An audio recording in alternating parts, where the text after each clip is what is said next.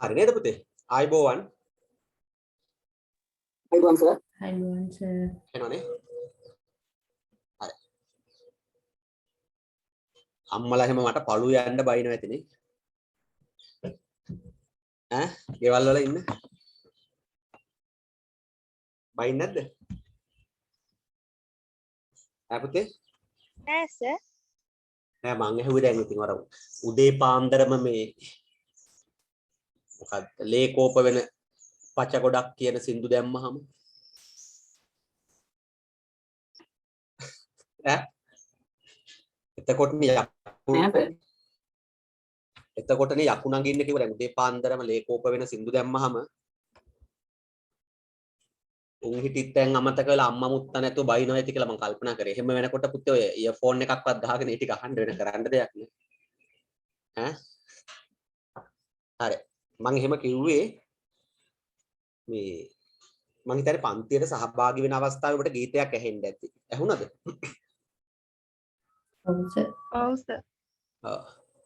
ඒකේ කියන්නේ මේ අපි ඉන්නේ කේතුමතිපුරය වගේ රටක කියලා කියන්නේ. යථාර්ථයේද ව්‍යංගාර්ථයේද ඒකේ තිබුණේ? ව්‍යංගාර්ථය. ව්‍යංගාර්ථය සර්. ඒකේ ව්‍යංගාර්ථය තිබුණේ. එතකොට ඔය ගීතය දැනට රචනා වෙන්නේ අවුරුදු 32කට විතර කලින්. එතකොට සුළුපටු කතාවක් නෙමෙයි අවුරුදු 32කට කලිනුත් එහෙනම් එහෙම වෙලා තිබිලා තියෙන අපි නොහිතුවට නේද? හරි. වසර 32කට කලින් තමයි ඔක රචනා වෙන්නේ. ඔක ලියන්නේ මේ මහාචාර්ය සුනිල් ආරියරත්න මහත්මයා තමයි ලියන්නේ. මහාචාර්ය සුනිල් ආරියරත්න මහත්මයා ඔක ලියනවා 1988 89 වගේ කාලේ. ඒකයි මම 32ක් විතර කියලා. මං හරියට කියලා හිතන ගාන. එතකොට ඔය ගීතය අර ජනමාධ්‍ය ශාස්ත්‍රයේ දැන් ඔයාලා වාරණය කියලා එකක් ඉගෙන ගන්න ඕනේ දුවලා පුතාලා. මගේ මතකද ඉගෙන ගත්තා වාරණය කියලා එකක්. ඔව් සර්. ඔව් වාරණය කියලා කියන්නේ වැළැක්වීම. පාලකයින් විසින් තමන්ගේ බලය යොදවලා යම් යම් මේවා ජනතාව අතරට යන්න දෙන්නේ නැතුව නවත්තන එක. එහෙමනේ අපි ඉගෙන ගත්තේ. අනේ වාරණය සඳහා ලක් වෙච්ච ගීත ගොන්නක් අතරින් එක ගීතයක් තමයි ඕක. ඒ ගීත ගොන්නේ ගීත 16ක් විතර තිබුණා. ඒ ගීත සියල්ල ගායනා කළේ නන්දමාලිනී මහත්මිය. ඒක පවන කියන කැසට් පටේ තමයි තිබුණේ. ඒතර විභාගයේදී උදාහරණ එහෙම ලියන වෙලාවක ඕවා දැන් දැනෙනවා ඇතිනේ ඒවා වාරණය කළේ ඇයි කියලා. එතකොට නිකම් මම බොරුවට පන්ති කාමරේ කියනවට වඩා පන්තියට 5:45ට විතර ඔය ලොග් වෙන වෙලාවට දාලා තියෙන සින්දුවක් ඇහුවාම අර ඒවා Tamanට විඥාණයට යනවා. එතකොට උදාහරණ ලියනකොට වාරණයට ලක් වෙච්ච කෘති කියනකොට පොත්ම නෙමෙයිනේ නිර්මාණාත්මක කෘති කියලා අපි කියන්නේ. ඒ කෘති මතකේ එනවා. ඒතකොට මතකේ එනකොට ඒවා විභාගයට ලියනකොට අපිට යම් ආකාරයක අර පිළිතුර සාර්ථක කරගන්න පුළුවන්කමක් තියෙනවා. හරි? මම මේ කල්පනා කරන්නේ නිර්මාණකරුවෙක් දැන් ගත්තම 7 වෙනි පාඩමේ අපි ඉගෙන ගන්න නිර්මාණකරණය කියන එක. අපි 7 වෙනි පාඩම මේකනේ. ඒතර දුවේ පුතේ 7 වෙනි පාඩමේදී අපි ඉගෙන ගන්න නිර්මාණකරුවෙක්ගේ පරිකල්පන ශක්තිය කොච්චරක්ද කියලා. දැන් බලන්නකෝ මේ පැත්තෙන් ගත්තාම මහාචාර්ය සුනිල් ආරියරත්නයන්ගේ 1988 89 වෙනකොට තිබිච්ච පරිකල්පනේ දැක්ම. ඒකේ කියනවා මේ හරි අපූර්ව කතාවක්. නැත් අක්‍රමිකතා නැහැ නැත අක්‍රමිකතා. දෑවාද කුලවාද පෞල්වාද මොකක්වත් නැහැ. දෙයක් වේ නම් අයිති වෙන්නේ සුදුස්සාටම විතරයි. නුසුදුස්සන්ට දෙන්නේ නැහැ. දේශපාලන හිතවත්කම් මත කාටවත් දෙන්නේ නැහැලු. හරි? ඊළඟට ආයි ලස්සට කියන මේ දැන් ඒකෙන් පටන් ගන්න දන්සැල් දොරෙහි නැත යදියෝ. එතකොට දන්සැල් වල පොලිමේ ඉන්නේ යදියෝ. එහෙම කට්ටිය මේක අපිට දකින්නවත් නැහැ. හරි? සල්පිල් වල යපුරවැසියෝ කොයි වගේද කියලා කියනනම් දැන් චිත්‍රකාය මැවෙන්න ඕනේ. දැන් අතේ බෑග් 4-5 එල්ලගෙන අර shopping යන බෑග් එල්ලගෙන ලස්සනට ඇඳලා සන්ග්ලාස් එක උඩට දාලා ඊළඟට හරි ලස්සනට ආභරණ අරම මේවා පැලඳගෙන අර හින්දි චිත්‍රපටවල වගේ සල්පිල් වල පුරවැසියෝ සල්පිල් වල බඩු ගන්න ඇවිල්ලා අතින් කටින් එල්ලගෙන බඩු ගන්නවා. ඒ තරමට සෞභාග්‍යයෙන් පිරීලා සල්පිල් වලේ පුරවැසියෝ කියලා තියෙනවා. එතකොට මේ වෙන කොහෙවත් නෙමෙයි මේ කේතුමති පුරය ඊළඟට කියන මේ ආයි මැරුණත් මේ පිම්බිමේම උපදින්න මතු වාසනාව වේවා කියලා තමයි කියන්නේ ව්‍යංගාර්ථය. අහගෙන හිටියද මන් දන්නේ.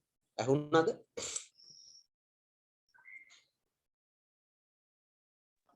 හංගිටිය සර්. ඊළඟට ඒකේ ආයි කියන මේ ටිකක් එක මතක් කර බලන්න. එතකොට ඒකේ ආයි කියන තැනකදී මොනවාද අපූර්වට කියනවා ලේ පැල්ලමක් දකින්න නැහැ. ලේ පැල්ලමක් වැරදිලා හරි දකින්නවා නම් දකින්නේ මේ මඳුරුවෙක් මකුණෙක් මරුණොත් විතරයි. නැත්තම් එහෙම ලේ පැල්ලමක් දකින්නේ නැහැ. සියල්ල යථාර්ථවාදී විදියට බොහොම සාමකාමීව සිද්ධ වෙනවා. ඊළඟට මේ බැරි වෙලා හරි අපට වෙඩි හඬක් අහන්න ඕන වුණොත් වෙඩි හඬ අහන්න නැහැ. ඒක අහන්න ආසාවට මිනිස්සු පුපුරවති රතිඤ්ඤා. රතිඤ්ඤා පුපුරවලා තමයි මේ වෙඩි හඬ අහන්නේ. කේතුමති පුරේ අපි ඉන්නේ එහෙම එකක කියලා තමයි මේ කියන්නේ. හරියට 88 89 කාලේ ඔය ලියවිච්ච ගීතයක්. ඒකට ඒක වාදනය වෙනවා ඉස්සර ජනමාධ්‍යවල. ඒ කාලේ තින් ජනමාධ්‍ය කියලා ලොකු දෙයක් තිබ්බේ නැහැ නේ රූපවාහිනී. ගුවන් විදුලිය ඊළඟට ගත්තාම ස්වදේශීය සේවය ටිකනේ තිබුණේ. ඒවයි වාදනය වෙනවා. ඒ වාදනය වෙනකොට ඊට අමතරව මේවා මේ ප්‍රසංග හැටියට පොඩි පොඩි ප්‍රසංග වේදිකාවල වාදනය වෙන්න ගත්තා. ඉතින් ඕවා වාදනය වෙනකොට මේ පාලකයින්ට ඇහි කටු වනින්නා වගේ. මොකද උඩ දාගෙන ගහනවා. උඩ දාගෙන ගහනවා. පාලකින්ට ඇහි කටු වනින්නා වගේ. ඊට පස්සේ පාලකෙ මොකද කරේ? ඕවා තහනම් කරා. තහනම් ප්‍රචාරය නොකල යුතු ගීත ලයිස්තුවට ඇතුළත් කළා. ඒ නොකල යුතු ගීත ලයිස්තුවේ තිබිච්ච ගීත තමයි ඔබ ඔය ඇහුවේ. හරි. මම මේකට අහන්න දුන්නේ මේ කාලේටත් ඒක එච්චර ලොකු වෙනසක් නැහැ. ඉතින් ඒකේ වෙනසක් නැහැ කියලා කියන්නේ අපි දැන් ඉන්නේ කේතුමති පුරයක වගේනේ. මොකක්වත් පෝලින්නේ නැහැ නේ. ගෑස් පෝලින්නේ නැහැ. හාල් පෝලින්නේ නැහැ. කිසි පෝලිමක් නැහැ. අපි ඉන්නේ කේතුමති පුරයක තමයි. එහෙම තැනක් නිසා තමයි මේ මම ඔයාලට අහන්න දුන්නේ. හරි. එහෙමනම් ලොකුවට කතා කරන කෙච්චර හොඳ නෑනේ. කතා කරන හොඳයි. එතකොට අපි මේ දැන් අපි ගෙනගෙන ආවේ ඔයාලට මතකත් ඇති sannivedanaye කාර්ය කියන මාතෘකාව. sannivedanaye කාර්ය. මම හරි නේද?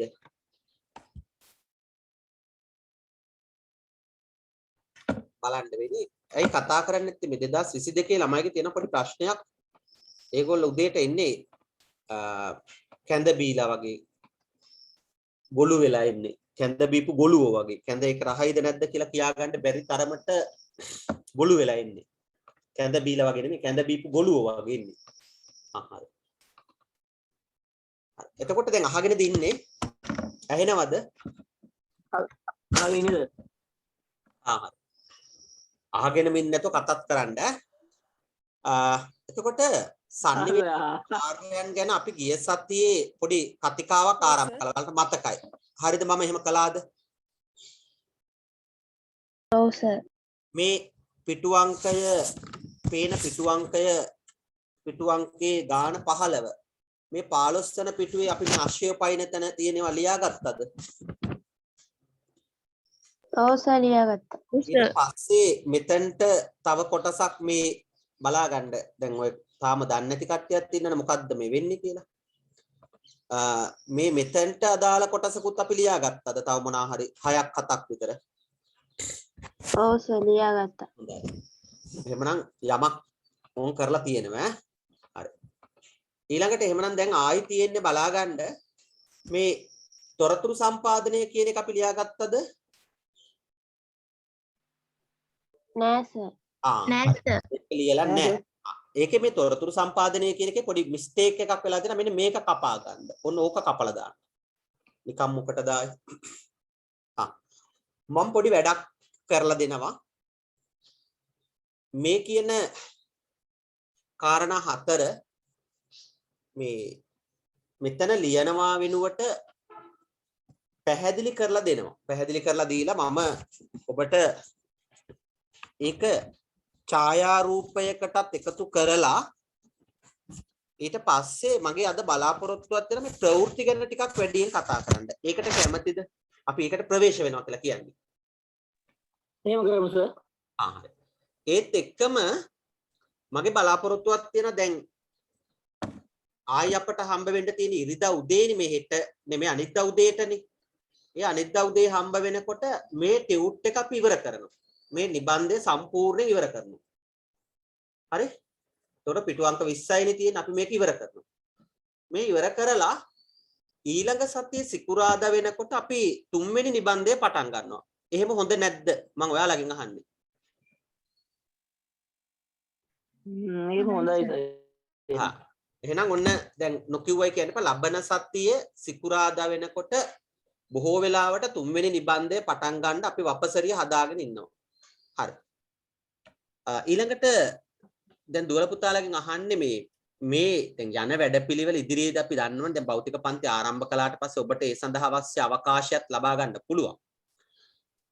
එතකොට මම ඔබේ තියෙන පන්ති තියෙන වෙලාවල් දාලා තියෙනවා. මේ පන්ති තියෙන වෙලාවල් වලට සම්බන්ධ වෙන්න පුනරීක්ෂණ පන්තිය අඟහරුවාදා දැන් පාසල් වල බලාත්මක වුණොත් අපි ඒක ගැටලුවක් ඔයාලා කරගන්න එපා. පුනරීක්ෂණ පන්තිය එහෙම වුණොත් අපි බලමු මම එකට විකල්ප අඟහරුවාදා තමයි දැන් පුනරීක්ෂණ පන්තිය තියෙන්නේ.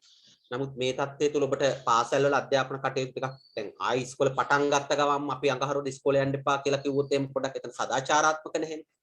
එහෙම වුණොත් ඒ රිවිෂන් පාඨමාලා මම ඒ පිළිවෙලටම කරලා දෙන එක බය වෙන්න එපා. ඒක කිසි ගැටලුවක් ඇති කරගන්න එපා. අර තියරි පන්ති වල තියරි පාඩම් ටිකත් පිළිවෙලට කරගෙන යනවා. හරි. ඒක ගැටලුවක් නේ. ඒක ගෙන්වීමේ වගකීම මම ගන්නෙ. හරි. ඔයාලට තියෙන්නේ අදාළ වෙලාවකට පන්තියට සහභාගී වීම පමණයි. දැන් එහෙනම් පැහැදිලි. දෘಢ පුවත් ගැන අපි පස්සේ කතා කරන්න. අපි ඉස්සෙල්ලාම කතා කරන්නේ දැන් අද දවසේ තොරතුරු සම්පාදනය පිළිබඳව. හොඳට ඔළුවට අරගන්න. sannivedanaya කාර්යයන් කියනකොට අද ඔළුවට හරියට ගන්න. sannivedanaya කාර්යයන් කියන එකයි ජන sannivedanaya කාර්යයන් කියන එකයි දෙකක්. ඇයි එහෙම කියන්නේ? එහෙම කියන්නේ sannivedanaya ඒ කියන්නේ ජන sannivedanaya කියන භූමිකාව සමාජයට එnde ඉස්සරලා මම කියන වචන හොඳට ඔළුවට දාගන්න. ජන sannivedanaya කියන එක සමාජයේ ස්ථාපිත වෙන්න ඉස්සරලා මේ සමාජයේ දීර්ඝ කාලයක් තිබුණේ මොකක්ද? ජන sannivedanaya බිහි වෙන්න ඉස්සරලා මේ සමාජයේ දීර්ඝ ඉතිහාසයක් තිබුණේ මොකක්ද? sannivedanayද නැද්ද? sannivedanayද? එතකොට sannivedanaya තිබුණා ජනමාධ්‍ය හොඳට ඔළුවට ගන්න නැත්තම් මේක ඔයාලා පටලව ගන්න පටලගෙන හෙට උදේ වෙනකොට ආයෙ මැසේජ් එකක් දාලා අහනවා සර් sannivedanaya ජන sannivedanaya කාර්යය කියලා කියන්නේ දෙකක්ද කියලා. අපේ ළමයි එහෙම. ඒක වරදක් නෑ අහන්න ඕනේ. හැබැයි කියලා දෙන වෙලාවට අහගෙන ඉන්නත් ඕනේ. එහෙනම් ඔළුවට දැන් ගන්න sannivedanaya දීර්ඝ ඉතිහාසයක තිබුණානේ.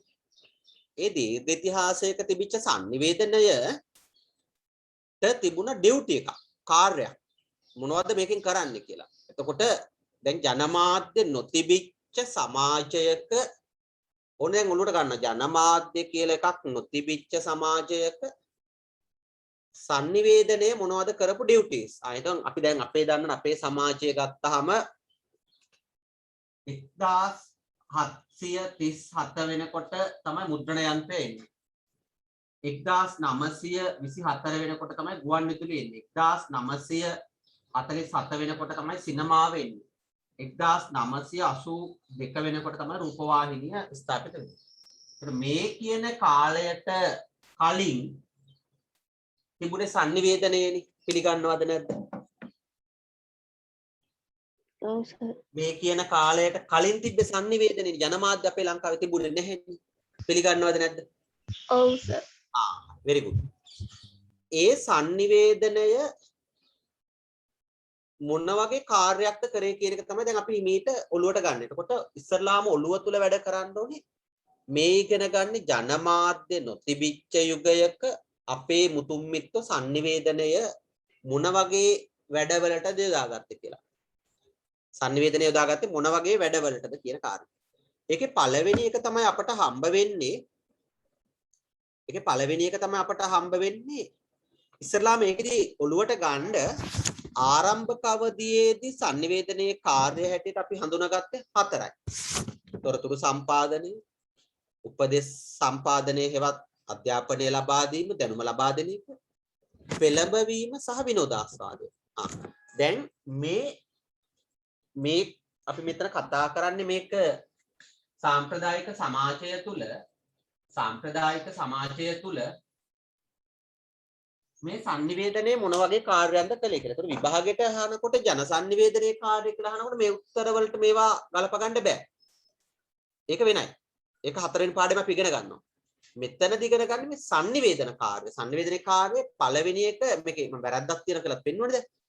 තොරතුරු සම්පාදනය. අධ්‍යාපනය කියන එක අපි අයින් කරගන්න කියලා කිව්වා. මම කන්න කියලා කිව්වා.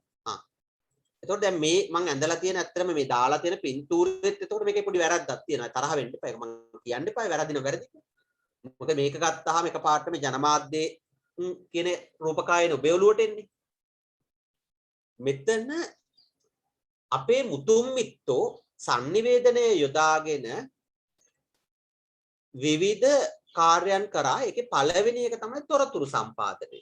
ඒ කියන්නේ ඔන්න දැන් ගම්වල එහෙමත් නැත්නම් හේනක් කරගෙන ප්‍රාථමිකව හිටපු මානව සමාජය තුළ sannivedanaya යොදාගෙන කියනවා මේ පැත්තේ අලි ඉන්නවා, අර පැත්තේ අනතුරක් තියෙනවා, මේ වගේ දෙයක් වෙනවා. ඊළඟට ගත්තාම වැව කැඩිලා යනවා, කුඹුරු යට වෙලා. ඊළඟට ගත්තාම තව මොනවා හරි තොරතුරු කියන ඒවා තව කාට හරි සම්පාදනය කරනවා. ඒතර sannivedanayට තියෙනවා ඩියුටි එකක් මේ තොරතුරු සම්පාදනය කියන කාර්යය. එතනදී අපි දැන් ඔලුවට ගන්න ඕනේ හරියට මේක ෆ්‍රේම් එක හදා ගන්න ඕනේ. ඒ ඔලුවට ගන්න ඕන පළවෙනිම දේ තමයි මේ තොරතුරු සම්පාදනය කියන එක හරියට විධිමත් වෙන්න ඕනේ. අවිධිමත් විදියට තොරතුරු ගියොත් සමාජය ව්‍යාකූල වෙනවා. එතකොට අපිට කතාවක් මතක් වෙන්න ඕනේ අර කැලේ ඉන්න හාවා බෙලිගෙඩියක් තල්ලත්තට වැටෙනවා. ඒ වැටෙනකොට කැලේ පෙරලගෙන වැරදි තොරතුරක් වචනය ජනනය කර කර යනවා. උපාදනය කර කර සමාජය දුවනවා. කැලේ කියන සමාජය තුළ යා දුවනවා. ඒ දුවනකොට සමාජය ව්‍යාකූල භාවයට පත් වෙනවා. අන්න ආයි දැන් අපි කල්පනා කරනවා ඒ කියන භූමිකාව. දැන් එතකොට ආයිත් අපට ඔළුවට ගන්න පුළුවන්. මේ සොසයිටි එකේ මේ 21 වන සියවසේ අද කියලා ගන්න. අද ආයිත් දැන් අපි ඔළුවට ගන්නවා. අපි දැන් අපේ භූමිකාවෙන් ජන sannivedanaya කියන කොටස අයින් කරන ටිකකට. එතකොට අපේ ගම්වල ගෙවල් වල sannivedanaya කියන කොටසක් ඉතුරු වෙනවා. අන්න ඒ sannivedanaya කියන කොටසේ අපට තොරතුරු සම්පාදනය කියන එක ලැබෙනවා. කොහොමද ලැබෙන්නේ? අපි බැවට නාන්න යනවා. නාන්න යනකොට එතනින් අපට තොරතුරු සම්පාදනය. කඩේට බඩු ගන්න යනවා. පාරේ ගමනක් යනවා. තොරතුරු සම්පාදනය කියන එක තව කෙනෙක්ගෙන් තව කෙනෙකුට ප්‍රේෂණය වෙනවා. එයා තව කෙනෙකුට ප්‍රේෂණය කරනවා. එතකොට ඒක මානව ලැබියාවක්, human interest එකක්. ඒ human interest එක මේ සමාජයෙන් තාම ඉවත් වෙලා ගිහිල්ලා නැහැ. එහෙමනම් දැන් ඔබට පැහැදිලි ජනමාධ්‍ය කියන භූමිකාවෙන් පිට තොරතුරු සම්පාදනය කියලා එකක් ඉතුරු වෙලා තියෙනවා. ඒ ඉතුරු වෙලා තියෙන තොරතුරු සම්පාදනය කියන එක sannivedanaya කාර්යයක් හැටියට අපට යොදා ගන්න පුළුවන්. මම පැහැදිලි කරපු පැහැදිලි කිරීමේ සීමාව තේරුණාද ඔබට? මේකට අපි ජනමාධ්‍ය ගත්තේ නැහැ. තේරුණාද නැද්ද? උකඩින් සර්. හරි. එතකොට දැන් ජනමාධ්‍යයේදී තොරතුරු කියන එක ක්‍රියේට් කරනවා. ක්‍රියේට් අන්න මම වචනයක් කිව්වා ක්‍රියේට් කරනවා. ක්‍රියේට් කරනවා කියලා කියන්නේ නිර්මාණය කරනවා. එතන ඉන්න මාධ්‍ය ආයතනයට ඕන හැටියට, වාර්තාකරුවට ඕන හැටියට, ප්‍රවෘත්ති කර්තෘවරයාට ඕන හැටියට, ප්‍රවෘත්ති අධ්‍යක්ෂකවරයාට ඕන හැටියට, ඊළඟට ගත්තාම සංස්කරණ ශිල්පියාට ඕන හැටියට, මාධ්‍ය ආයතන ඉන්න කෙනාට ඕන හැටියට එතන ක්‍රියේට් කරනවා. එතකොට ඒක ආයතන ගතව සමස්ත සමාජයකට එකපාර උදාහරණ. ජනමාධ්‍ය තුල sannivedana භූමිකාව තුල එක තැනකින් නෙමෙයි මේ ප්‍රවෘත්ති කියන උත්පාදනය එක තැනකින් කියලා කියන්නේ එක තැන් වලින් උත්පාදනය වෙන්න ගන්න. එක තැන් වලින් උත්පාදනය වෙන තොරතුරු කියන එක සම්පාදනය වෙලා යනවා. ඒතකොට දැන් ඔබට පැහැදිලි එකම භූමිකාව විවිධ අය විවිධ ආකාරයට කියන්න පුළුවන් විවිධ තොරතුරු. එතකොට සාමාන්‍ය සමාජයක් තුළ ජනතාව වෙත තොරතුරු සැපයීම තමයි අපි මෙතන මේ තොරතුරු සම්පාදනය කියන එක ගත්තේ. පාරිසරික වෙනස් වීම, කාලගුණික වෙනස් වීම, අනතුරු තියෙන ප්‍රදේශ, කන්දක් නායක ගියා නම් ඒවා ගහක් කඩාගෙන වැටලා තියෙනවා නම් ඒවා මේ තොරතුරු කියන ඒවා සම්පාදනය. මේ කාලේ හැටියට ගත්ත ඕන කියනවා. ඒ පාරේ කරත්ත යන්න බෑ. ගහක් කඩාගෙන වැටලා නැත්නම් පාර කැඩිලා ගිහිල්ලා කරත්ත පාර වැහිලා යන්න බෑ. කරත්ත එරෙනවා. අන්න දැන් තොරතුරක් සම්පාදනය වෙලා තියෙන්න ගන්න. පාලම ගහගෙන ගිහිල්ලා. අන්න තොරතුරක් සම්පාදනය වෙලා තියෙනවා. ඒතකොට ඒක ජනමාධ්‍යෙන් තොරව සමාජය තුළ ව්‍යාප්ත වුණා නම් අපි එතනදී ගන්නවා තොරතුරු සම්පාදනය කියලා. ඒතකොට මේ සොසයිටි එක තුලත් අපි දන්නවා මේ වැහි කාලය තුල ටීවී එකේ රේඩියෝ එකේ පත්තරේ කියන්නේ අපිට කියනවා ඒ පාරේ අතන බෝක්කුව ගැලවිලා ගිහිල්ලා ඊවැස්සට. අන්න තොරතුරු සම්පාදනයක් අපේ සමාජ ක්‍රමය තුල ක්‍රියාත්මක වෙන්න ගන්නවා. ඒක ටීවී එකේ කියන්නේ ඒ ඉස්කෝලේ දැන් මේ දවස්වල තියෙන ප්‍රශ්න ගත්තා ඉස්කෝලේ දරුවෝ කීප දෙනෙකුට කොවිඩ් වැළඳිලා ඒ පන්ති කාමරේ නිවාඩු දෙනවා කියලා තමයි කිව්වේ. හැබැයි අපි ප්‍රවෘත්ති වලට තොරතුරු සම්පාදනය ගත්තේ නැහැ. අපි ගම්මානයේ අසල් පාසලෙන් අන්න තොරතුරු සම්පාදනය ගත්තා. දැන් ඔබට මේ අර ප්‍රධාන ධාරාවේ තොරතුරු සම්පාදනයට යටින් දිවෙන තොරතුරු සම්පාදනයක් තියෙනවා කියලා පැහැදිලිද? දරුවනේ? දුවේ පුතේ? ඔව් සර්. එහෙමනම් එතරම්දී ඔළුවට ගන්න ඕන ඔය කියන කාරණේ. එතකොට ඒ ටික ගත්තේ නැත්තම් ටිකක් අවුලක්. එතනදී ඊට පස්සේ අපි දැන් ආයි ඔළුව හදා ගන්නවා. මේ තොරතුරු සම්පාදනය වෙනකොට දැන් පොඩි ඒ තොරතුරු වල විශ්වසනීයත්වය සම්බන්ධයෙන් ඒ තොරතුරු වල ඇත්ත ගැන නැත්ත ගැන පොඩි දෙයක් තියෙනවා. මේ ජනමාධ්‍ය මගින් නම් තොරතුරක් ඉදිරිපත් කරන්නේ යම් ආකාරයකට පිළිගැනීමක් විශ්වසනීයත්වයක් අපිට තියෙනවා කියලා අපි විශ්වාස කරනවා. ඒකට අර සමාජය තුල නිර්මාණය වෙන තොරතුරු වල විශ්වසනීයත්වය කියන එක යම් ආකාරයක හීන බවක්, අඩු බවක් කියන පුද්ගලයා මත ඩිෆෙන්ඩ් වෙන බවක් තියෙනවා. ඒකට තමයි අපි චූටි කාලේ කතාව ඉගෙන ගත්තේ. හාවා නිදාගෙන ඉන්නකොට බෙලිය ගෙඩියක් තල්ලත්තක් උඩට වැටුණාය. ඒ වැටිච්ච මේ තල්ලත් උඩට වැටිච්ච බෙලි ගෙඩියෙන් හාවා වැරදි තොරතුරක් ක්‍රියේට් කරගන්න නිර්මාණය කරගෙන ඒක ජනනය කිරීමට කටයුතු කරනවා. එහෙමනම් මෙන්න මේ ආකාරයට අසත්‍ය සහ ව්‍යාජ තොරතුරු ජනනය වෙන්න පුළුවන්. ඒ ජනනය වීම තුළදී සමාජය තුළ ව්‍යාකූල භාවයක් ඇති වෙන්නත් පුළුවන්. අන්න ඒකත් මේ උත්තරේ යම් තැනකදී ඔබ පෝෂණය කරගන්න සමත් වෙන්න ඕනේ.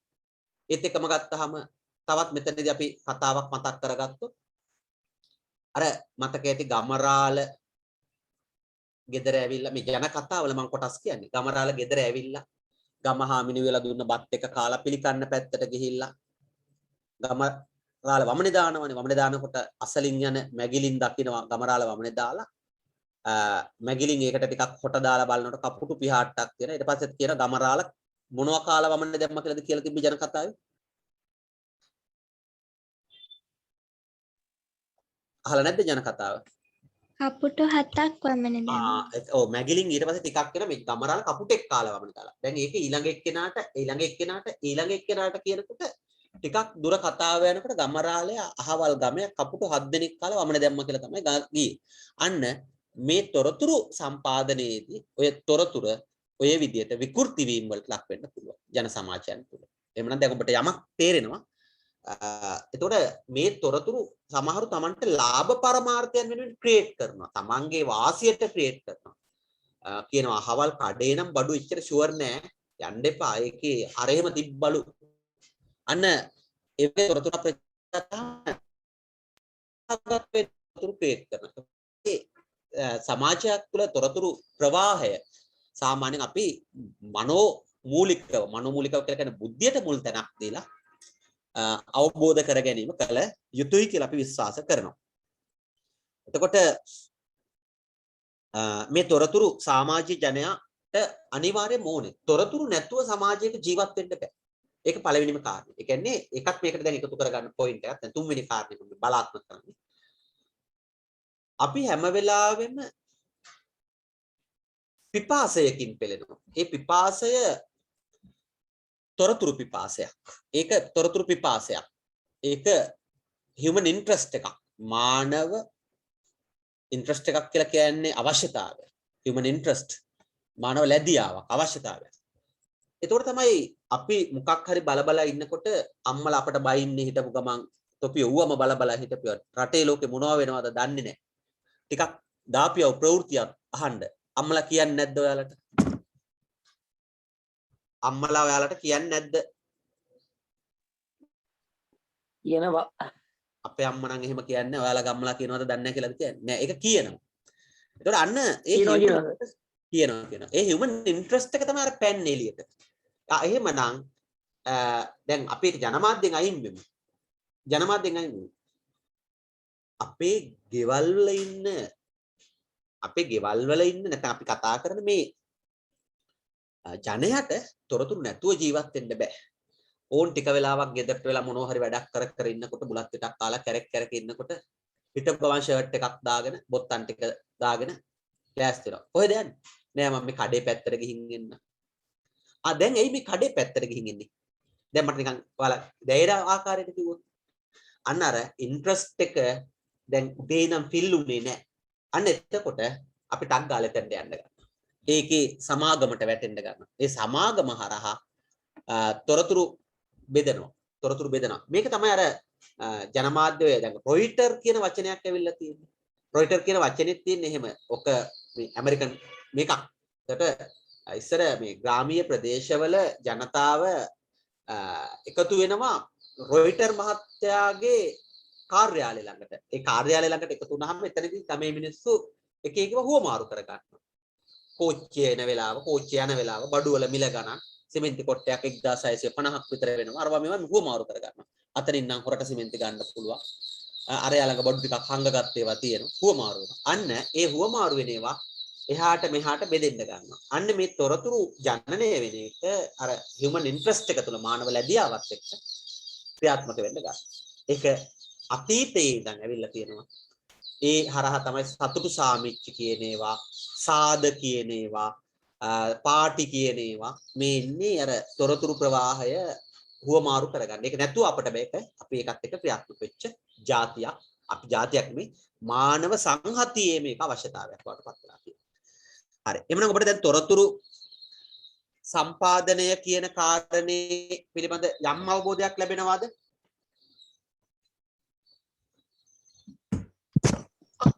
ඔව් සර්. ඇද දුවේ නැති ගොළුවන්ගෙන් අහන්න. එතකොට ඒ කට්ටිය දැන් කියන්න ඕන තොරතුරු සම්පාදනය පිළිබඳව හරි ටොපේ ටොප් එකට තේරුණා හරි හොඳට තේරුණා හරි ටිකක් හරි අපිට තේරුණා කියලා දැන් අපිට කිව්වනම් ඒ ඇති. එතකොට ඕක එක ලක්ෂණයක්. එතකොට මට ඒකෙදි ඔයාලට පොඩි ප්‍රශ්නයක් දෙන්නත් පුළුවන්. මම ඒ ප්‍රශ්නේ දෙන්න උත්සාහ කරනවා. අපි සටහන ලියන්නේ නැහැ දැන්. සටහන මම එවනවා ඔයාලට. අපි දැනට ඔතන ඔය පැහැදිලි කිරීම ටිකක් බලාත්මක කරගෙන ඒ පැහැදිලි කිරීමේ අහන්න පුළුවන් ප්‍රශ්න සම්බන්ධයෙන් පොඩි සහ වැඩි අවධානයක් යොමු කිරීමට උත්සාහ කරනවා. ඒක ඔබට ප්‍රයෝජනවත් වේවි. අපි බලමු මොකද්ද කරන්නේ. ඉතින් මම ඔයාලට දෙන්න. මේක කොහේ හරි මම දන්නේ ඔයාලට අවශ්‍ය තැනක මේ ප්‍රශ්නේ ලියා ගන්න. ප්‍රශ්නයක් කියන එක තේරෙනවනේ. තොරතුරු සම්පාදන කාර්යයේහි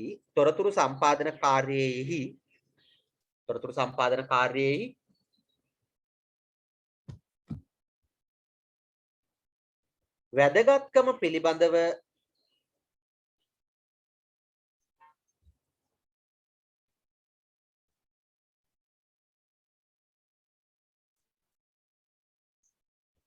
කරුණු 4ක් පදනම් කරගෙන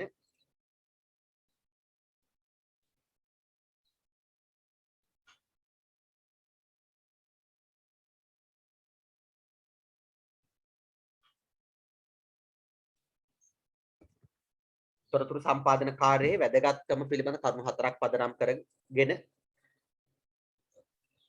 සංග්‍රහවකට ලිපියක් සකස් කරන්න කියලා තමයි තියෙන්නේ.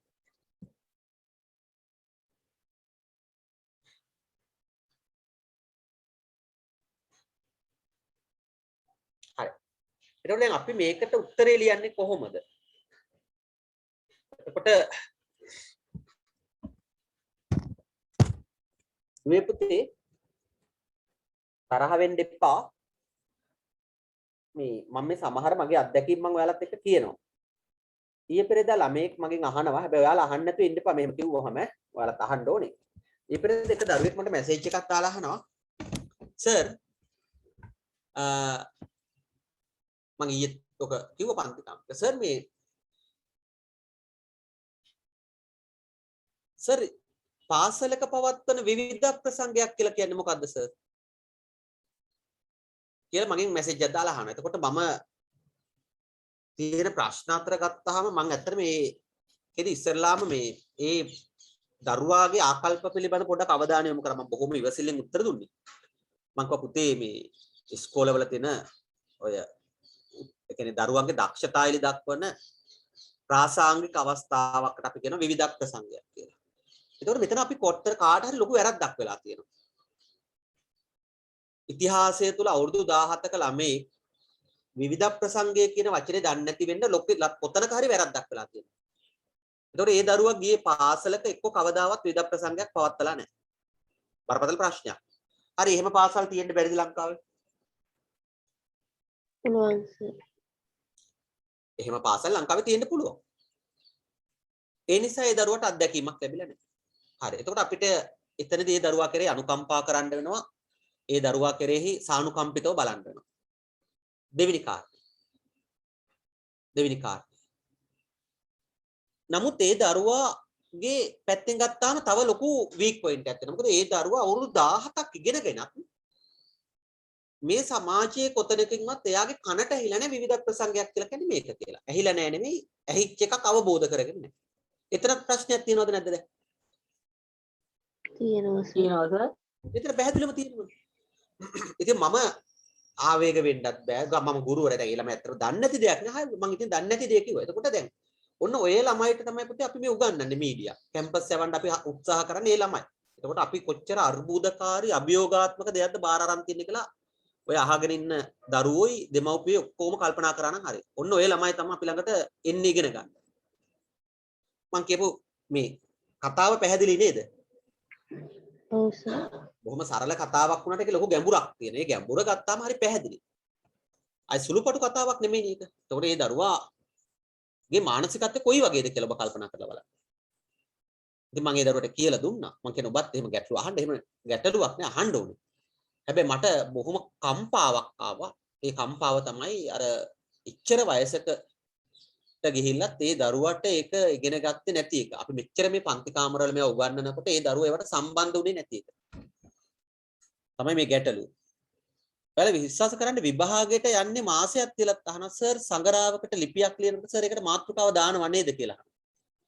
එතකොට දැන් අපි උගන්වලා නැති නිසා නෙමෙයි මේ දරුවා ඒක දන්නේ නැත්තේ. ඒ දරුවා ඉගෙන ගත්තේ නැති නිසා. ඔබ ඒක තේරුම් අරගන්න ඕනේ. දැන් තේරෙනවනේ? හරි. එතකොට දැන් අපිට පැහැදිලි. තව හොඳම මේක මේ පාඩමෙම තේරුම් ගන්න මේ අපි කාටද උගන්වන්නේ කියලා. බදාදා පන්තියක් තිබුණා. දැන් ඔයාලා මං ගැන කියලා 2023 නංගිලා මල්ලිලාට 2023 පන්තිය මම දැන් හොඳට කරගෙන යනවා. 2023 පන්තිය තියෙන්නේ බදාදා උදේ. ඉතින් මම ඒකේ පාඩම් උගන්වගෙන යනකොට ගිය බදාදා පන්තිය කරලා ඉවර වෙච්ච ගමන් පැය භාගයක් විතර ගියාම දරුවෙක් ගෲප් එකෙන් ලෙෆ්ට් වෙලා ගිහිල්ලා තිබුණා. ඊට පස්සේ මම ඒ දරුවට කෝල් එකක් අරන් ඇහුවා පුතේ ගෲප් එකේ ලෙෆ්ට් වෙලා ගිහිල්ලා තිබුණා ඇයි ලෙෆ්ට් උනේ කියලා. එතකොට ඒ දරුවා කිව්වා මේ සර් තාම මීඩියා කරන්න මං හිතුවේ නෑ. මං කා ඇත්තද පුතේ හොඳයි. කමක් නෑ දැන් මොනවද කරන්නේ? එහෙම නෑ සර් මොකුත් හිතුවේ නෑ.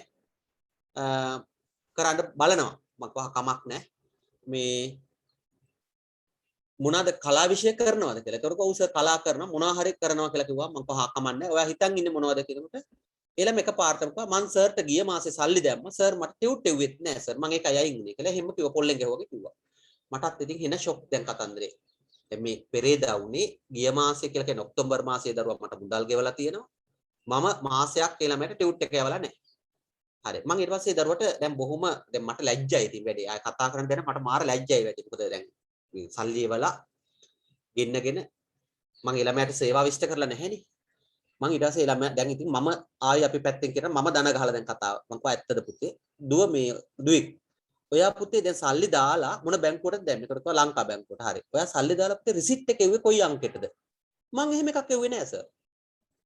මං එහෙම එකක් එව්වේ නෑ. එතකොට පුතේ සල්ලි දාලා රිසිට් එකට මොකද කරේ? ඒක සර් මන් ළඟ තියෙනවා ෆර්ස්ට් එකේ තියෙනවා කිව්වා. ළමයි එහෙමනේ කතා කරන්නේ. මං ඊට පස්සේ කිව්වා දරුවෝ සල්ලි දැම්මහම ඒක මම ඔයා සල්ලි දැම්මා කියලා මම දැනගන්න තියෙන ක්‍රමවේදය මොකද්ද? ඒක තමයි නේද සර්. රිසිට් එක එවන්න ඕනේ නැද්ද සර්? මං කව පුතේ එවන්න ඕනේ. සර් මං එහෙනම් මේ එවන්න. රිසිට් එක එවනකොට පුතේ මං දැන් ටියුට් එක ඔයාට එවනවනේ. ඒ එවන්න ඕනේ පුතේ කොතනද කියලා මං දැනගන්න ඕනේ කොහොමද? සර් ඒක කියන්න ඕනේ නේද සර්ට? ඔව් පුතේ ඒක කියන්න නෑ. ඒතකොට පුතේ එන එක්කන සම්බන්ධ කරගන්න දැන් ක්‍රමයක් තියෙන්න ඉපේ. ඒකට පුතේ තමයි අර ටෙලිෆෝන් අංක දෙකක් ඉල්ලන්නේ. ඒ පණිවිඩය දාලා තියෙනවද ඔය දැක්කේ නැද්ද? තිබ්බා සර් මං ඒක එච්චර හිතුවේ නෑ සර් කිව්වා. මං කව මගේ පුතේ එහෙමනම් ඒ රිසිට් එකේ නම ලියලා ෆොටෝ එකක් ගහලා මට එවපන් කියලා. ওই වචන ටික මමත් කිව්වාම ඔයා විශ්වාස කරන්න පැය කාලක් වගේ යනකොට මට ඒ ටික කරලා ඉවලා තිබ්බා. ඇත්තටම අර ළමයා 10 වෙනි මාසේ 18 වෙනිදා මුදල් දාලා තියෙනවා. මට තොරතුරු ඉදිරිපත් කරලා. ඔන්න පුතේ දරුවන්ගේ දැනුම මං කියන කාරණා අපි ගන්නන දරුවන්ගේ දැනුම. ඔයාලට පැහැදිලිද මම මේ කියන කාරණා? අම්මලා තාත්තලා තව අහගෙන ඉන්න ඕනේ. මේ අපි හිතාගෙන ඉන්නවා දැන් මේ දරුවන්ට මීඩියා උගන්වන්න ඕනේ, ලෝකේ වෙනස් වෙන එක උගන්වන්න ඕනේ, ලෝකේ නව මාවත් වලට යනවා ඒවා උගන්වන්න ඕනේ කියලා දැන් අපි තැනක ඇවිල්ලා අපි ගුරුවරයා හැටියට පන්තියක උගන්වන්න පටන් ගන්නවා. අපි උගන්වන්නේ ඇමරිකාවේ මාක් සකර්බර්ග් Facebook යුගය අහවර කරලා මෙටාවර්ස් යුගය ගැන තමයි අපි මේ උගන්වන්න හදන්නේ.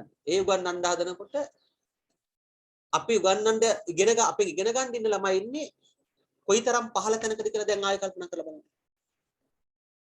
ඒ කියන්නේ ගෲප් එකට දාන මැසේජ් එකක් කියවලා තේරුම් අරගන්නෙත් නෑ. ඒක විඥානය කරන්නෙත් නෑ. තොරතුරු සම්පාදනයෙන් අපි කොතනද ඉන්නේ? මං කියපු කතාන්දරේ ඔබට පැහැදිලිද සිංහලෙන්? ඔව් සර්. ඔව් සර්. ඒ නිසා මම ගෲප් වලට කිසිම අනවශ්‍ය මැසේජ් එකක් දාන්නේ නැහැ. මට ආතල් ගන්න මම මැසේජ් දාන්නේ නැහැ නේ ගෲප් වලට. මම දාන්නේ හැම වෙලාවෙම ඔයාලට තොරතුරු තේරුම් ගන්න තියෙන මැසේජ් එකක්. ඒවා කියවන්න. ඒවා කියවලා බුද්ධිමත් වෙන්න. රයිට්. එහෙනම් ලොකුවට කතාවක් ඕනේ නැහැ. එතරම් තොරතුරු සම්පාදනය ගැන තමයි මම පොඩි කතාවක් කළේ. එතකොට දැන් මෙතනින් තව අපි තේරුම් ගන්න මේ මානව සමාජයක ඉන්නකොට තොරතුරු සම්පාදනයේදී වගකීම් සහගත තොරතුරු සහ වගකීම් විරහිත තොරතුරු කියනවා. දැන් ගොඩක් වෙලාවට ඔය ලූ ප්‍රත්‍ය දැන් කියන අම්මේ ඇක්සිඩන්ට් එකක් වෙලා 10 දෙනෙක් විතර මැරිලාලු අම්මේ හැප්පිලා වාහනයක් හැප්පිලා වාහන බර ගානකට අලාබයිලු. දැන් ඒතකොට මේ ලූ ප්‍රත්‍ය එනකොට ඒක තුල යම් ආකාරයක තාර බැරල් එකක විතර බර තියෙනවා. අපේ වචන වලින් කියන තාර බැරල් එකක විතර බර තියෙනවා. දැන් මේ උගන්වන ළමයි ඉගෙන ගන්න ළමයි අපි මේ සමාජගත කරන්නේ මේ උගන්වන්නේ.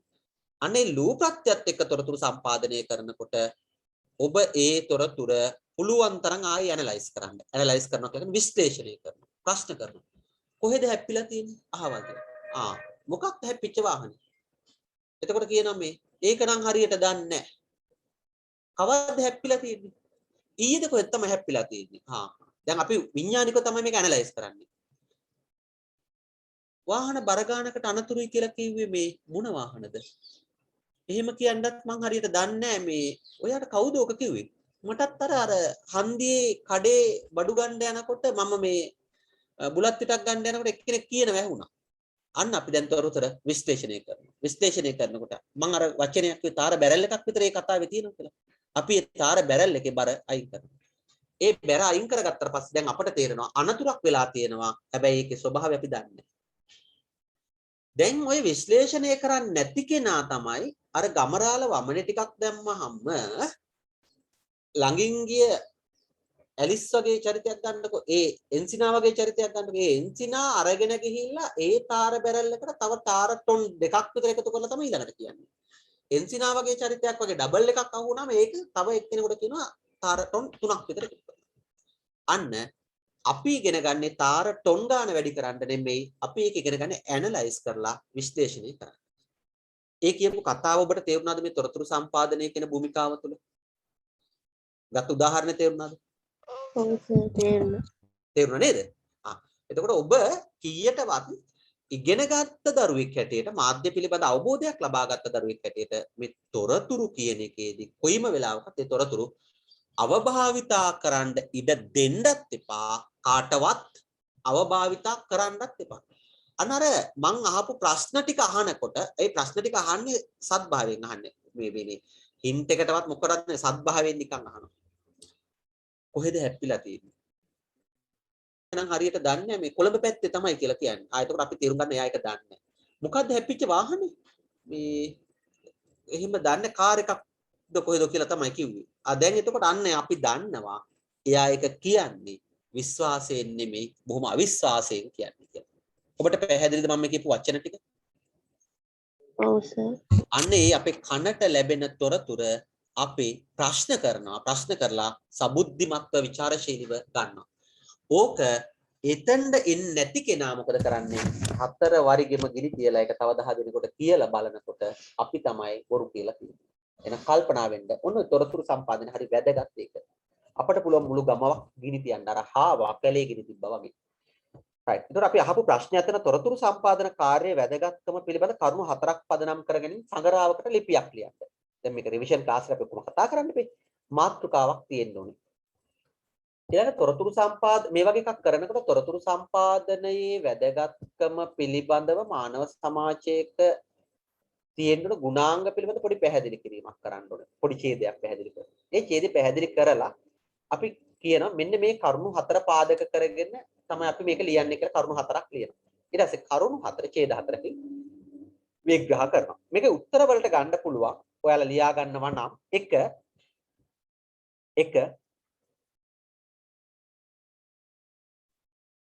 නිරන්තරයෙන් අවට ලෝකය පිළිබඳව අවදියෙන් සිටීමට හැකියවීම.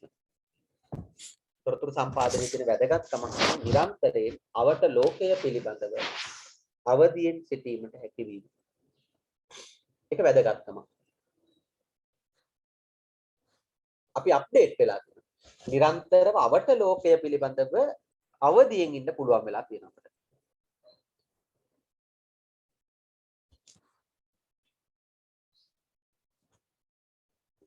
ඒ කියන්නේ අපි සමාජය පිළිබඳව පරිසරය පිළිබඳව අපි අවබෝධයෙන් ඉන්නවා. දෙක තොරතුරු සම්පාදනය හරහා අපිට ගන්න තියෙන ප්‍රයෝජන.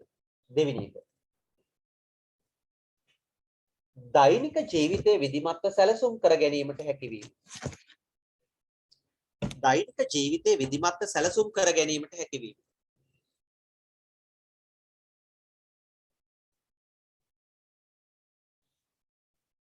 තොරතුරු සම්පාදනයේ වැදගත්කමක් තමයි. ඒක අපි පැහැදිලි කරන්නේ කොහොමද මට තේරෙන්නේ නැහැ. දැන් අපි ළමයෙක්ට දෙන ප්‍රශ්නයක් තේරෙන්නේ නැහැ. මම ඉතින් උගන්වන්න බෑ. මම ඒකට ඉන්නේ. මම ඔබේ මුදල් අය කරන්නේ ඒකටනේ. අපි දැන් ඒකට උදාහරණයක් ගන්නවා. හොඳට අහගන්න. එතකොට තේරුම් ගන්න පුළුවන්. කාලේ යනවා පැහැදිලි කිරීම වලට. ඒවා තමයි වැදගත්. ඒකට අහගෙන ඉන්න ඕනේ. අම්මලා තාත්තලාත් ඒවා අහගන්න දෙන්න. හරි. දැන් අපි මෙහෙම කල්පනා කරමු බලන්න. දෛනික ජීවිතය. ඒ කියන්නේ උදේ 6 ඉඳන් ගත්තාම හවස ඉඳට යනකල් අපේ දෛනික ජීවිතය සැලසුම් කරගන්න. දැන් ප්‍රවෘත්ති වලට කියනවා තොරතුරු සම්පාදනය හරහා අද අධික වර්ෂාව නිසා කොළඹ ප්‍රදේශ කිහිපයකට ගම්වතුර තත්ත්වයක් ඇති වුණා. ඒ ගම්වතුර තත්ත්වය නිසා ගමනාගමනයට බාධා සිද්ධ වුණා. මේ ප්‍රදේශවල කාර්යාල తాවකාලිකව වහලා දැම්මා. හරි. එහෙම කිව්වා එහෙම දැන් එහෙමත් කියනවා. දැන් එහෙමත් කියනවා. දැන් අපිට සිද්ධ වෙලා ඕනකමක් තියෙන මේ හෙට ඩෙන්ටිටි හදාගන්න කොළඹ යන්න ඕනේ. එහෙමත් නැත්නම් මොකක් හරි වැඩකට කොළඹ ගිහින් එන්න බඩු ටිකක් අරගෙන එන්න. දැන් අර තොරතුරු සම්පාදනය පිළිබඳව අපි අවධානයක් යොමු කරන්නේ නැතුව උදේම නැගලා බස් එකේ නැගලා කොළඹ යනවා. කොළඹ යනකොට මොකක්වත් නැහැ. කොළඹ බස් එකෙන් බහින්න බැරි තරමට වහිනවා.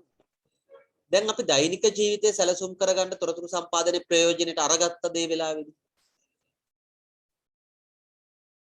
නෑ සර්. අන්න දේ ඇජෙන්ඩා එක දෛනික ජීවිතය. ජනමාධ්‍යෙන් කියන මේ කාලය සීමාව තුළ බොහොම කල්පනාකාරී වෙන්න ගෙවට අවට තියෙන ගස් කොළන් කඩාගෙන වැටෙන්න තියෙන ගස් කොළන් පිළිබඳ අවධානයෙන් ඉන්න අතු ගැන අවධානයෙන් ඉන්න කියලා ජනමාධ්‍යෙන් කියනවා. දුවේ පුතේ හොඳට මතක තියාගන්න.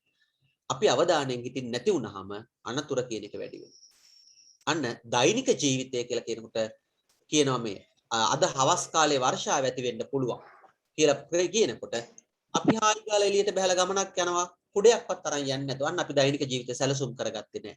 සරලව හිතන්න අකුණු ගහනවා එළියට බහින්න එපා කියලා කියනකොට අපි කොහේ හරි ගිහිල්ලා කොටු වෙලා ඉන්නවා. කන් අඩි දෙක පුපුරන්න ළඟ අකුණු ගහනවා ඉවරයක්. අපි දෛනික ජීවිතය සැලසුම් කරගත්තේ නැහැ. දැන් ඔබට පැහැදිලිද මම මේ කියන වචන ටික? අපි දෛනික ජීවිතය සැලසුම් කරගන්න අපිට තොරතුරු හරි වැදගත් වෙනවා. තේරුණාද නැද්ද? තේරුණා සර්. අනේ තොරතුරු සම්පාදනයේ වැදගත්කමක් තමයි ඕනෑම කෙනෙකුට දෛනික ජීවිතය සැලසුම් කරගන්න තොරතුරු සම්පාදනය ඉතාමත් වැදගත්. තමන්ගේ ආහාර පාන පිළිබඳ වෙන්න පුළුවන්, තමන්ට වෙන අනතුරක් ගැන වෙන්න පුළුවන්, ක්‍රියාකලාපයක් පිළිබඳ වෙන්න පුළුවන්.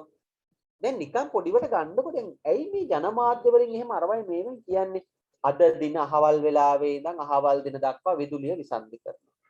අහවල් වෙලාවේ ඉඳන් අහවල් වෙලාව දක්වා ජලය කප්පාදුවකට ලක් කරනවා.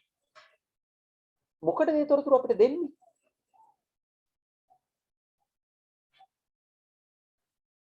දෛනික ජීවිතය කරගන්න නේ. ජීවිතය සැලසුම් කරගන්න. ඒක තමයි දෛනික ජීවිතය සැලසුම් කරගන්න දෙන්නේ.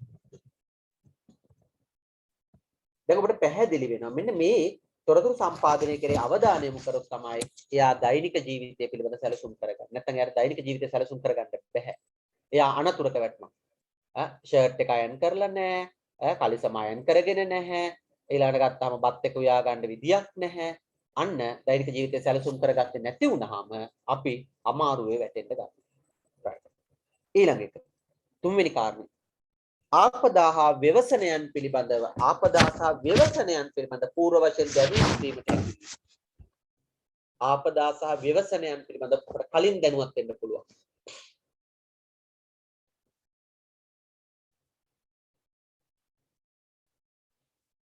ඒක මම පැහැදිලි කරන්න ලොකුවට ඕන කමක් නැහැ. ඒක තේරෙනවා. දැන් අර ඉස්සෙල්ලා පැහැදිලි කිරීම වලත් ඒක තිබුණා.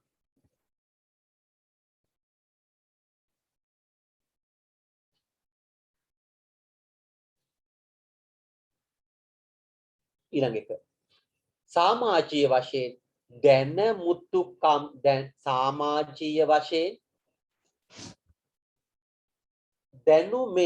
දැනුමෙන් සන්නද්ධ පුද්ගලයෙක් බවට පත්විය හැකිය. සමාජීය වශයෙන් දැනුමෙන් සන්නද්ධ කෙනෙක් හැටියට පත් වෙන්න පුළුවන්. knowledgeable person කෙනෙක් වෙන්න පුළුවන්.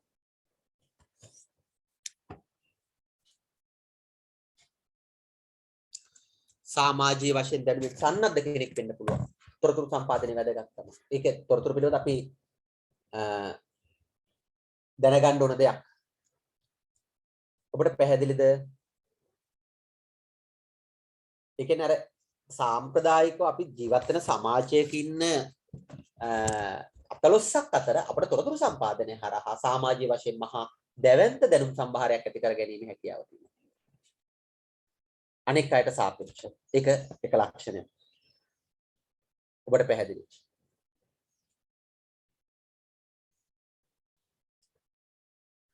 ඊළඟ එක තවත් එකක් ලියාගන්න වැදගත්කම තොරතුරු අලෙවි කළ හැකි භාණ්ඩයක් බවට පත්ව තිබීම. අද වෙනකොට ඒක මේ තොරතුරු කියන එක විකුණන්න පුළුවන්, අලෙවි කරන්න පුළුවන් භාණ්ඩයක් බවට පත් වෙලා තියෙනවා.